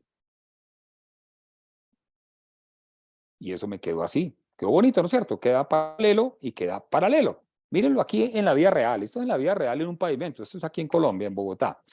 Este es el pavimento que estaba paralelo a esta junta. Se cepilló, se colocó el plástico en esta porción derecha y se pasó el cepillo paralelo a esta junta que está aquí y el cepillo en algún momento comenzó a transitar por encima del plástico, luego no hizo impresión en esa zona que está aquí. Y eso queda como una espina de pescado ahí, pero esa es la manera de hacer ajuste de cepillado en las curvas para poder lograr que se cumpla la especificación de que sea paralelo a las juntas transversales. El tema del curado. El tema del curado es bien importante. Y precisamente nosotros hablamos de la palabra curar, pero es mucho más que eso, es proteger. Porque la protección, el curado es protección, pero también las barreras son protecciones, las cubiertas son protecciones. Cambiar la mezcla durante el día por efectos de tasas de evaporación es protección. Colocar un retardante de evaporación es protección. Curar 2 veces, después del flotado y después del cepillado, es protección. Entonces, el objetivo es uno solo. Todo tiene un solo objetivo, que es garantizar la curva de resistencia de ese concreto. Entonces yo tengo que lograr que todo el cemento se hidrate con el agua que yo tengo, para que no se evapore rápidamente el agua y me deje cemento sin hidratar, porque si eso sucede, la resistencia baja. Entonces, por eso es importante eso. Las normas establecen tiempos y establecen límites. En las vías 500, por ejemplo, habla cuando la combinación de factores, que precisamente habla de la humedad relativa, la humedad del concreto, todos estos factores que están aquí, que ya los vamos a ver, sumen más de 500 gramos metro cuadrado hora, se deben tomar precauciones adicionales para limitar. ¿Qué precauciones? Cubiertas como estas, rociadores, ajuste de la mezcla, cubiertas para bajar la temperatura de la superficie del concreto. Rociadores para reducir la humedad ambiente. Ajuste de la mezcla en función de los tiempos y de las temperaturas. Barreras para que el viento no nos afecte la superficie, nos arrastre. Retardante de evaporación para que no se evapore rápidamente. En fin, cada una de esas medidas adicionales tiene un porqué. ¿Qué son estas? Yo le mido en la obra estas 4 cosas: la temperatura del aire alrededor de la mezcla de concreto, del pavimento, la humedad relativa, la temperatura del concreto y la velocidad del viento. Esas 4 cosas las combino mediante este nomograma de Menzel que tienen ustedes aquí. Arranco y ubico cuál es la temperatura ambiente que hay en ese momento al lado del proyecto. Y la ubico, en ese caso, por ejemplo, en este ejemplo que está aquí dio 10 o este 20. Me voy a la humedad relativa del aire, que es otra medición que se hace al lado del proyecto. No es a 30, 40 kilómetros, es al lado del proyecto. Y en función de la curva de humedad relativa, desde el 10 hasta el 100, pues yo voy a encontrarme con la curva específica que tenga. En este caso fue una curva de 50%, o esta que fue una curva del 60%. Y al estrellarme ahí, yo me traigo horizontalmente la curva. ¿Hasta dónde? Hasta la temperatura del concreto. En ese momento la temperatura del concreto yo la tengo que medir en ese momento, la temperatura que tiene el concreto en ese momento, que pueden ser 20, pueden ser 25 o 30, y apenas se choque con esa recta de la temperatura, inmediatamente la desplazo verticalmente hasta encontrarme con la recta que me genere la velocidad del viento, que la mido también en obra. Este es un aparatico que se llama Kestrel, que con este aparatico usted mide las 4 cosas: la temperatura del aire, la humedad relativa, la temperatura del concreto y la velocidad del viento. Y lo mejor, este mismo aparatico le da la tasa de evaporación. Entonces, si ya vimos en la especificación 500 gramos, aquí la tengo en kilos, superior a 0,5 kilos metro cuadrado hora, mayor riesgo de fisuras, luego yo tengo que tomar medidas adicionales de protección. Inferior a 0,5 kilos metro cuadrado hora, menor riesgo de fisuras, luego yo puedo hacer el curado convencional para esto. A veces hay una discusión muy grande sobre cuál es la dosificación de los curadores. Cambian totalmente porque son casas diferentes. Puede ser Sika, puede ser Euclid, puede ser Mapei, pueden ser una cantidad de productores de membranas que forman membrana, de líquidos compuestos que forman membrana. Y una manera de verificar si se hizo una buena membrana es, después de una media hora, ustedes deben tener la posibilidad de levantar esa membrana. O sea, se forma una membrana. Es un líquido que se une entre ellos, se consolida y forma un plástico. Muy ligero, muy finito, pero es suficiente para que no evapore el agua al medio ambiente. Y debe ser suficiente para poderlo controlar. En términos de modulación, el corte y la fisuración es muy importante. Miren, primer pavimento en América, 891, tablero de ajedrez. O sea, hubo juntas, sí, pero más por un aspecto constructivo. Después pasamos a sin juntas. Al finales del siglo XX del siglo XIX se hicieron sin juntas. Pero lógicamente aparecieron fisuras longitudinales y transversales. Vean la sombra aquí del Ford Modelo T 1913, en esta vía que se llama la Dollar Way. Vean cómo hay una fisura longitudinal, contracción, sumado a los alabeos. Si yo no corto juntas, me va a pasar esto que ya lo vimos ahorita en la US 20. Entonces, ¿qué sucedió en cierto momento de la historia? Se diseñaron las juntas. Entonces, después de 1913 se comenzaron a diseñar juntas longitudinales y transversales hasta llegar a lo que tenemos hoy en día, que son unas modulaciones de juntas en unos tamaños suficientes para que la losa no tenga unos esfuerzos muy superiores a las resistencias que tienen. Normalmente el esfuerzo hay que mantenerlo en un 20-25% de la resistencia total para que pueda tener muchas repeticiones antes de llegar a la fatiga. Entonces ahí nos nace una pregunta. Bueno, entonces, ¿cuál es el objetivo de la Junta? ¿Evitar las fisuras o motivar las fisuras? Hay gente que me dice el 1, el 2. Pues las respuestas son el 1 y el 2, porque cuando yo hago una junta, yo corto la junta para que la fisura se me abra debajo de las juntas. Luego eso estoy haciendo es motivar la fisuración, pero a la vez yo corto para evitar que se me fisure de manera aleatoria por efectos de los esfuerzos de contracción alabeos y esfuerzos que se generan en esa losa. Entonces, son las dos. Yo corto para evitar fisuras y a la vez corto para motivar las fisuras debajo del corte. Esta es una vía en Uruguay. Ventana de corte, y quiero pues acelerar un poquito aquí en el final. La ventana de corte es bien importante. La ventana de corte quiere decir cuál es el momento justo donde yo debo cortar y hasta qué momento debo cortar. Esto es un software que se llama el Hyperpay, donde se pueden hacer estos análisis. Vean, la curva azul es la curva de resistencia al concreto, la curva roja son los análisis de esfuerzos por alabeos y contracciones de la losa, amarillo, esfuerzo en la parte de arriba, o sea, alabeo positivo, y azul, alabeo negativo en la noche. Entonces, lo que me muestra esto es cuál es el momento justo o más o menos aproximado donde el esfuerzo se vuelve superior a la resistencia del concreto incipiente. Hay una resistencia a las 7, 8 horas. En ese momento me marca la ventana de corte. La ventana de corte va desde el fraguado final, que es aquí, resistencia 0, la curva cuando arranca la pendiente de la curva, hasta antes de que se me genere una esfuerzo que sea superior. Esta es la ventana de corte. Normalmente esto se da a las 5 o 6 horas. Normalmente esta ventana puede ser de otras 6 horas, pero es conveniente cortar en la primera mitad de la ventana. Y ojo, las ventanas cambian por proyecto. Aquí hay 3 proyectos diferentes. Miren esta ventana donde se dio, digamos, unos esfuerzos mucho mayores, mucho más constantes, pero la ventana es esta de la ventana. Aquí la ventana es muy pequeñita, vean, este es un proyecto donde de pronto por efecto del espesor bajito, por defecto de los tamaños de las losas largas, la ventana es muy cortica. Entonces aquí hay que cortar, digamos, de una manera muy asertiva. O este que, por ejemplo, nunca el esfuerzo superó la resistencia, digamos que aquí es menos riesgo de fisuración. Entonces, por eso la ventana hay que determinarla, cumplirla, pero teniendo en cuenta de que las ventanas cambian de proyecto a proyecto. El concreto hay que controlarlo durante todo el proyecto. Ahí vemos una cadena de control de calidad del concreto en las 3 fases. Primero, el productor de concreto tiene que caracterizar materiales, diseño de mezclas, producción de concreto y el transporte hasta la entrega a la obra. Cuando le llega la obra, entra en la cadena de custodia del constructor. Él debe tomar la muestra, debe identificar la muestra y fuera de eso, almacenar las muestras en un sitio adecuado, como se está viendo ahí.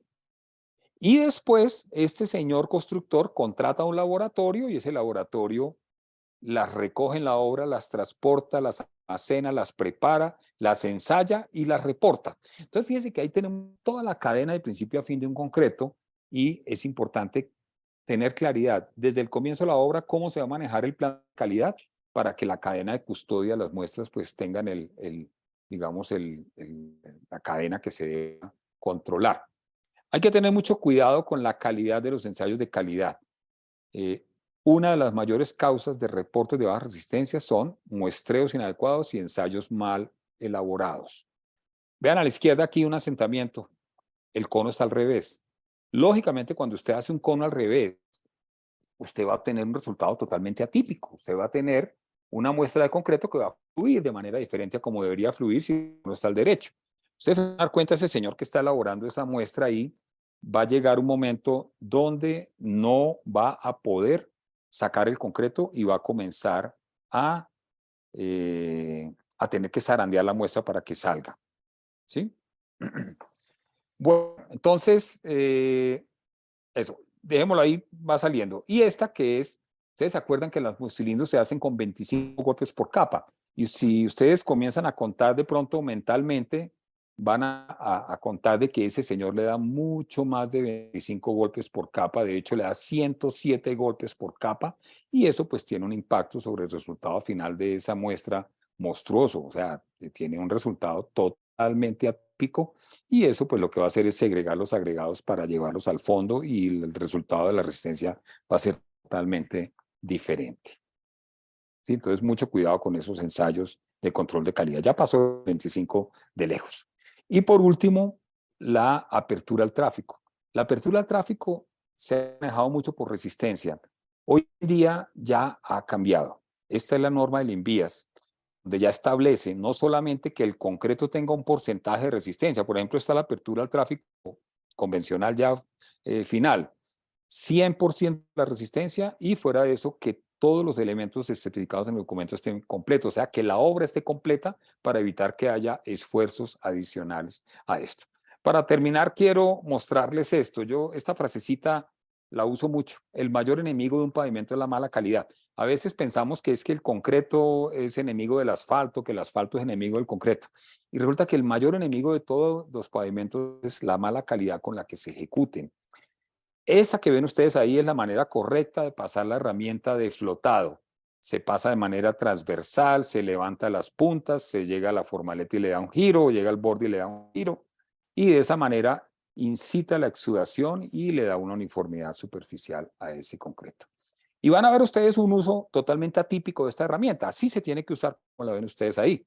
Ahí van a ver ustedes ya en esa foto que viene cómo le están imprimiendo un uso totalmente atípico a la flota canal, y eso pues indica que o se les pasó la ventana de tiempo del flotado o el concreto, digamos, no tuvo el comportamiento, se demoraron más de la cuenta, en fin, aceleración del proceso constructivo para llegar a un proceso de construcción fuera de lo convencional y fuera de eso pues llegar a procedimientos de eso. Por eso hacer las cosas bien no vale mucho más de lo que uno pensaría que debe costar. Entonces, muchísimas gracias. Quería mostrarles todos estos detallitos de buenas prácticas de construcción. Lady, no sé si tienes alguna pregunta, de pronto me pasé un poquito, pero totalmente, si es posible alargar esto, yo con el mayor gusto les respondo las inquietudes que tengan. Claro que sí, ingeniero. Bueno, voy a leerle la primera pregunta que nos llegó por parte de Ángel Estrada. En función de su experiencia, ¿cuál es el costo de 1 kilómetro de carretera terminado? Ya lo sé que todos los proyectos son diferentes, pero quiero enunciar un estimado en dólares para condiciones habituales. Esa es la pregunta de Ángel Estrada. Bueno, Ángel, usted lo mismo lo dijo. Cada proyecto es único, cada proyecto es particular. Yo tengo la referencia, y lógicamente ustedes saben cómo está de volátil el dólar en Colombia. Estábamos hablando en términos de más o menos 800, 900 millones de pesos kilómetro para un espesor de más o menos 20, 22 centímetros con un ancho de calzada de 7 metros. Estábamos más o menos en ese rango. Lógicamente, si usted le mete un sistema BRT con dovelas de pulgada y media, de 30 centímetros de espesor, concreto MR50, cosas de ese estilo, pues el costo comienza a subir de ahí para adelante. Son muchos tipos de pavimento. Acuérdense que hay pavimento convencional, hay pavimento reforzado, la placa huella. Mire, placa huella hoy en día en Colombia se está construyendo del valor, del orden más o menos de unos 1.200 millones de pesos kilómetro. El concreto, perdón, le dije ahorita fue el de placa huella. El concreto puede estar del orden de unos 1.600, 1.800 millones de pesos kilómetro en función de espesores y refuerzos y anchos de pavimentación. La placa huella, que es uno de los sistemas referentes para vías terciarias, como les dije, están licitando en este momento en promedio 1.000 millones de pesos kilómetro. Está un poquito por encima de lo que vale normalmente en el mercado, pero lógicamente ustedes saben que en licitaciones públicas siempre hay unos factores de incremento adicionales, AIU y todo ese tipo de cosas que aumentan el costo. Ok, bueno, por acá Diego Alberto Giraldo pregunta que si tiene ejemplos de pavimentos UHPC construidos en algún lugar del mundo o todavía continúan en fase experimental en universidades. Bueno, no sé si es el mismo Diego Giraldo que conozco, sí, del Invías debe ser, pero sí, en Medellín hay una vía. En Medellín hay varias. Hay una vía ya, en una vía en un barrio, ya hay un pavimento de una planta, varios pavimentos de una planta ya construidos en UHPC, y de resto están en carrusel de fatiga. O sea, yo lo colocaba ahí en la presentación de que es un tema muy experimental todavía. Lógicamente hay muchas cosas por acomodar, pero yo creo que es una tendencia que se va a comenzar a utilizar muchísimo. El UHPC no solamente tiene usos en pavimentos, tiene usos en puentes, tiene usos en fachadas. Hay un puente de los que están en Medellín, hay un puente ahí en la avenida Las Vegas, ahí al frente de AFIT, que es totalmente en UHPC, es un puente que no tiene refuerzo, es un puente que tiene tensionamiento, sí, para las dovelas, pero que no tiene refuerzo interno. Entonces es una tecnología supremamente atractiva que yo creo que tiene un futuro gigantesco para el uso en muchos de los usos en infraestructura. Ok, bueno, por acá Jaime Ávila pregunta que en base a su experiencia, ¿cuál es la cantidad mínima de ejes equivalentes a considerar para la construcción de pavimento de concreto hidráulico? Bueno, miren, en eso es una pregunta tan amplia como la del costo, pero mire, en Colombia se han diseñado pavimentos hasta casi 400 millones de ejes equivalentes para sistemas de transporte masivo. Primero, porque son diseñados a 20, 25 años, y segundo, porque tienen ejes de 12,5 toneladas que imprimen una cantidad de ejes equivalentes muy grande. Eh, entonces, por ejemplo, el factor daño, vean, un factor daño que se maneja normalmente en un camión a tractomula que era de 7, 6,5, 7, en un bus de transporte masivo articulado, el factor daño puede estar en 13,86, o sea, casi 14. Eso es casi el doble del efecto daño de un solo bus comparado contra un solo camión, por efecto de las cargas tan altas por eje. Si ustedes miran las cartillas de envías de placa huella, ustedes van a ver que se diseñaron para un volumen de ejes bajito. De hecho, se diseñó más por un modelo de camión. De hecho, uno puede diseñar, vea, vías locales, que les mostré al comienzo de la charla que vías locales corresponden en promedio a la América Latina al 55% de las mallas viales urbanas son vías de muy bajo tráfico, por eso se llaman vías de muy bajo tráfico. Uno pudiera diseñar, y de hecho hay vías que ni siquiera se diseñan por ejes. Si ustedes se meten al Pavement Designer, ustedes le colocan es la cantidad de camiones pesados por vía. Una placahuella puede tener a veces al día unos 10, 15, 20 camiones pesados. Hay pavimentos de 500, otros de 5,000, otros de 10,000 camiones al día. Camiones pues ya de muy alto tráfico. En pavimentos locales, eso sí que cambia totalmente. En pavimentos locales ni siquiera es la cantidad de ejes equivalentes porque la rotación de vehículos es prácticamente cero. Son los vehículos de la cuadra los que están ahí pasando. A veces pasa el camión de la gaseosa, a veces el de la cerveza y el de la basura pasa cada 2 o 3 días. Entonces digamos que la cantidad de ejes se vuelve muy, muy bajita. Los pavimentos se pueden diseñar con 500 ejes equivalentes y estarían, digamos, bien considerados. Entonces, por eso nosotros hablamos de pavimentos de muy bajo tránsito, que son los que estamos construyendo. De hecho, el gran volumen de concreto en vías urbanas es en pavimentos locales de muy bajo tránsito, ¿sí? Hasta pavimentos de más de 350, 380 millones de ejes equivalentes. Entonces, el rango es demasiado amplio y, lógicamente, los espesores van en función de eso, teniendo un mínimo. Usted no puede llevar el concreto a cero. Usted no puede decir que va a hacer un concreto de 1 pulgada de espesor. De hecho, en sobrelosas adheridas se maneja mínimo 5 centímetros.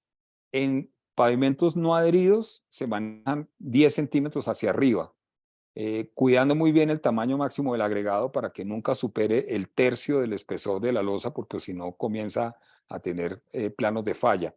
Entonces, por eso hay unos mínimos, digamos, coherentes en los pavimentos, no solamente en términos de ejes, sino en términos de espesores. Entonces, por eso yo puedo decir, por eso lo que quiero llegar es que ustedes pueden tener un pavimento con muy poco tránsito, pero muy poco, como es un pavimento local. En el caso de Bogotá, por ejemplo, se construyen de 15 centímetros los pavimentos locales, a pesar de que el tránsito es absolutamente bajo, bajo, bajo. Ok, bueno, por acá Saúl Reyes Morales nos pregunta que en la tecnología white topping, no importa si el pavimento flexible tiene zonas con fallos en la subrasante. Dice que no le quedó muy clara esa parte. No, pues no quedó claro porque no lo mostré. O sea, como les dije, hay mucha información de pronto y tocaba pues resumir de una manera salvaje. Mire, en un white topping, cuando usted va a hacer por tomar, por ejemplo, cuando yo participé en la Vía La Calera en el año 1999, 2000, yo fui el que tuve que hacer los bacheos de la vía y la demarcación de bacheos. ¿Qué se hace? Normalmente cuando son fallos tipo piel de cocodrilo, se deja así. Cuando son fallos de agüellamiento menores a 5 centímetros, se deja así. Pero cuando hay fallas estructural del pavimento, un bache con afectación de la base y de la subrasante, hay que hacer el bacheo. Normalmente en white topping se manejan unos criterios mínimo no, pero máximo sí. Un 10-12% de bacheos es razonable. Cuando usted tiene más que eso, tiene que hacer demasiado bacheo, entonces ya ahí la alternativa cambia a otra cosa. De pronto el pavimento ya está tan destrozado que ya no se pueda utilizar. Pero entre 7, 8, 10% de bacheos es razonable. De hecho, la calera aquí, la que se hizo, cuando se hizo el White Topping, el primero en América Latina, tuvo un 5% de bacheos en los 6 kilómetros que se hicieron. Entonces sí, cuando hay un daño estructural que comprometa la subrasante y la estructura, hay que hacer bacheo, hay que hacer un cajeo, reemplazar para dejar la superficie lo más nivelada posible y fuera de eso estructuralmente uniforme.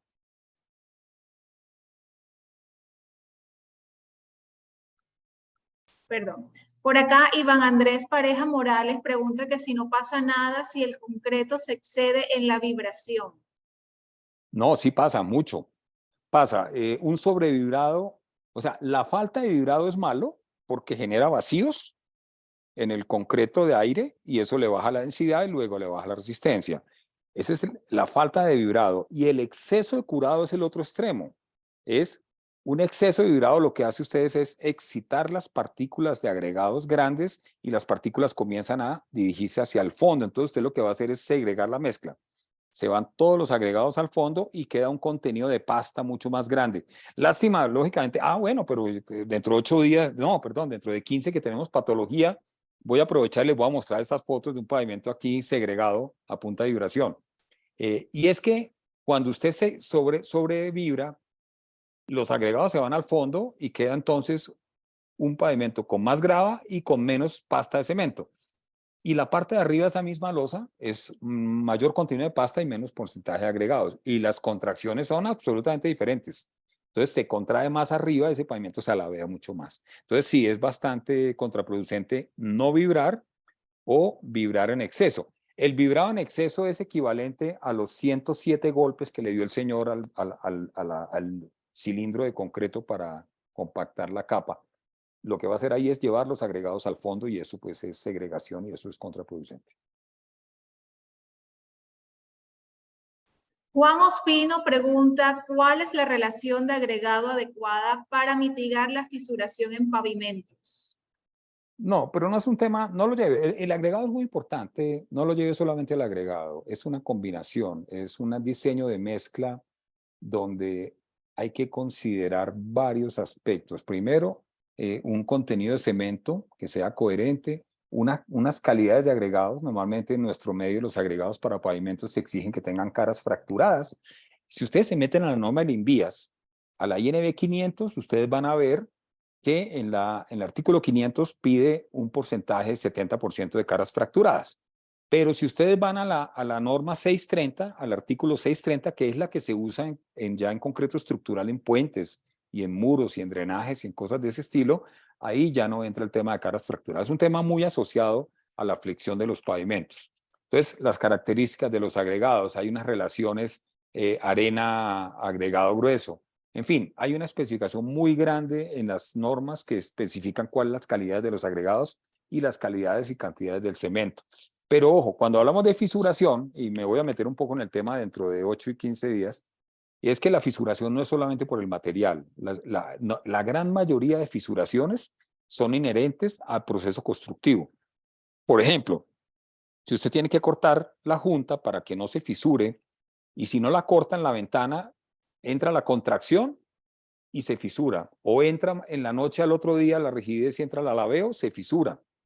Entonces fíjese que hay unos elementos externos e internos que llevan a la fisuración. La falta de curado genera un tipo que llamamos nosotros la fisura en mapa, y es una fisura muy superficial por efecto de resecamiento de la superficie, por efecto de falta de curado de evaporación, pero es fisura.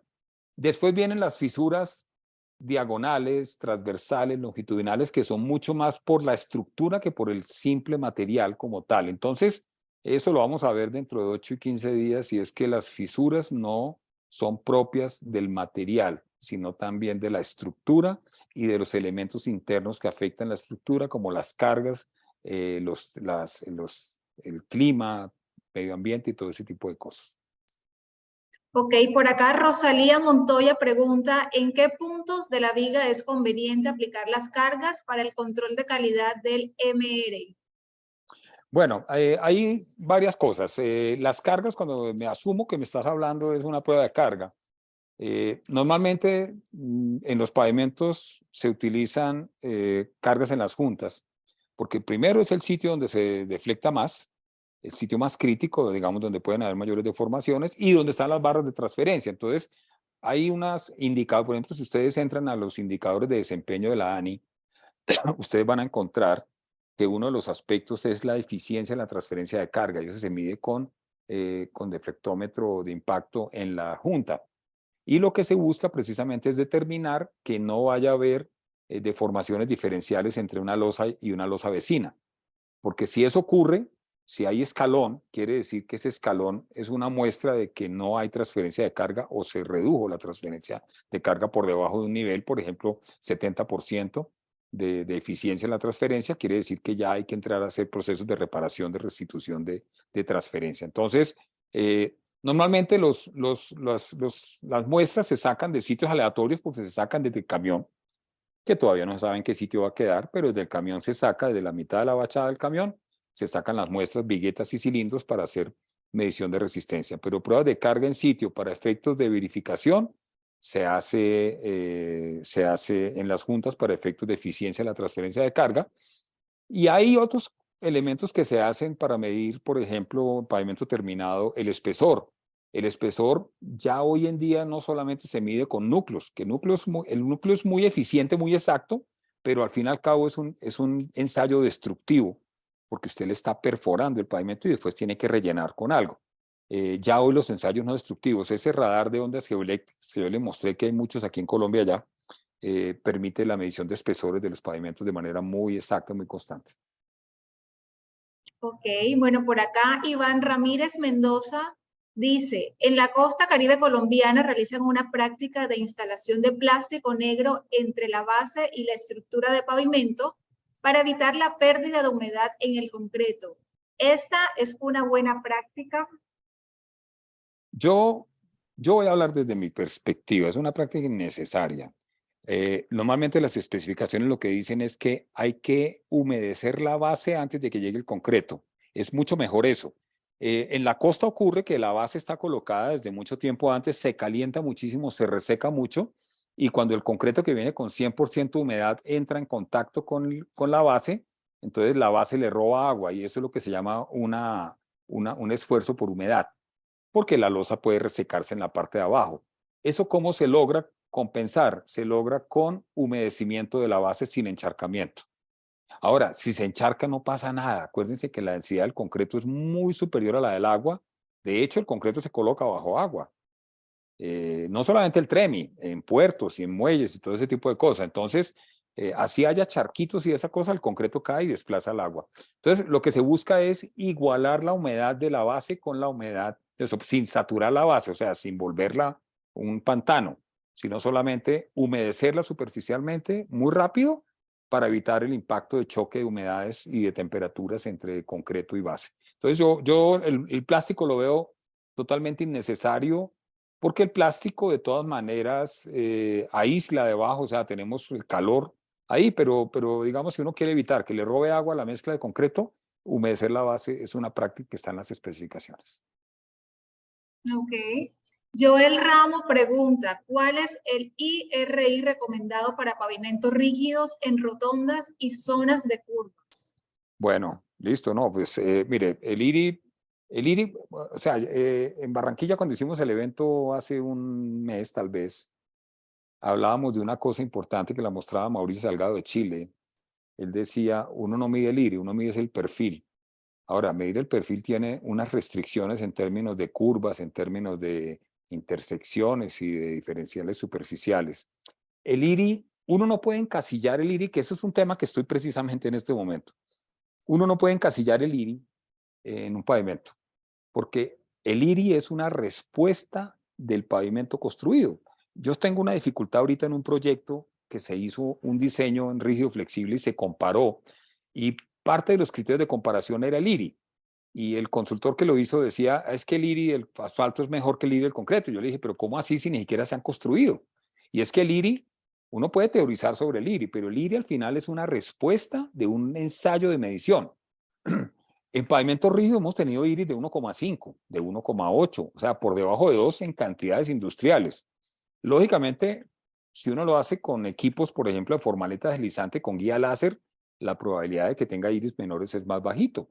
Con formaleta fija, las probabilidades de IRIs son un poquito mayor de construcción, pero siempre por debajo. Nosotros hemos hecho, por ejemplo, en la Avenida El Dorado, acá en la ciudad de Bogotá, se hizo con formaleta fija y tuvo IRIs de 2, de 1,8. Entonces, el IRI no es inherente a una tecnología o no. El IRI es una respuesta de un pavimento a la medición que se hace con un equipo específico y por eso es a posteriori. O sea, se califica el IRI construido. Uno no puede precalificar el IRI pensando de que es que no me va a dar. Entonces, primero, nivelado eso, el IRI se ve, dicho, hay que estandarizarlo y de hecho en las especificaciones están iguales. En la ANI, por ejemplo, los indicadores de desempeño, aparece un mismo valor de IRI de construcción. Entonces, ahora, el IRI va en función de la velocidad. No es lo mismo usted hacer un IRI, o sea, una vía de 40 kilómetros por hora o una vía de 80 o 100 kilómetros por hora. La vía de 80 a 100 kilómetros por hora debe ser más exigente en IRI porque las velocidades de los vehículos son mucho más altas. Pero una vía de muy bajo tráfico, de baja velocidad, de 30 a 40 kilómetros por hora, pues ponerle un IRI de 1,5, 1,8 es un sobrecosto excesivo en cualquier tipo de pavimento. Entonces, el IRI, lástima, me comprometo en la siguiente mostrar la gráfica de IRI en función de la velocidad, que ustedes van a ver que es una curva que arranca muy amplia y se va angostando en función de la velocidad de diseño. Ya autopistas de alta velocidad, el IRI se restringe mucho más. En cambio, una autopista, una vía de 30, 40 kilómetros por hora de velocidad de diseño, el IRI, pues digamos que no es un elemento tan crítico como sí lo es en una autopista. Me comprometo en la siguiente mostrarles esa gráfica de IRI que muestra el IRI en función de la velocidad. Ok, bueno, ha sido muy fructífera esta sesión de preguntas. Hemos recibido muchísimas preguntas que creo que el tiempo no nos va a dar para darle respuesta a todas. Sin embargo, vamos a leer las dos últimas y quienes deseen pueden también Bueno, pasarle Lady. sus inquietudes a su correo. Sí, o te las mandan a ti, o sea, que te las manden a ustedes Campus Ultra y Claro Ultrasen que y me la hacen llegar a mí con el mayor gusto, yo les respondo. exacto, tienen esa opción de escribirle al correo del ingeniero que está ahí en la presentación, diegojaramillo@procem.co. Entonces, bueno, para ir cerrando, David Murillo le pregunta, ¿cuál es su percepción respecto al pavimento rígido o reforzado con GeoWeb o GeoWeb? Bueno, eso es otra cosa, ¿no? Esto es como un adoquín fundido en sitio, si es que estamos hablando del mismo, de las geoceldas. Me imagino que está hablando de eso. Y si es lo que usted considera como geoceldas, es como construir un adoquín con formaletica ahí en sitio. Nosotros lo hemos hecho mucho. Se ha hecho mucho en la costa, hay bastantes ejemplos de eso. En Cartagena hay ejemplos muy importantes de geoceldas. Es un elemento que se usa mucho. Aquí, por ejemplo, hay plataformas industriales en empresas industriales grandes en geocelda, se hace la base, igual que en pavimento se hace la base, solamente que se coloca ya a nivel de base, se coloca ese entramado de malla como de plástico o acrílica y se funde el concreto encima, se nivela, se enrasa y eso queda perdido ahí.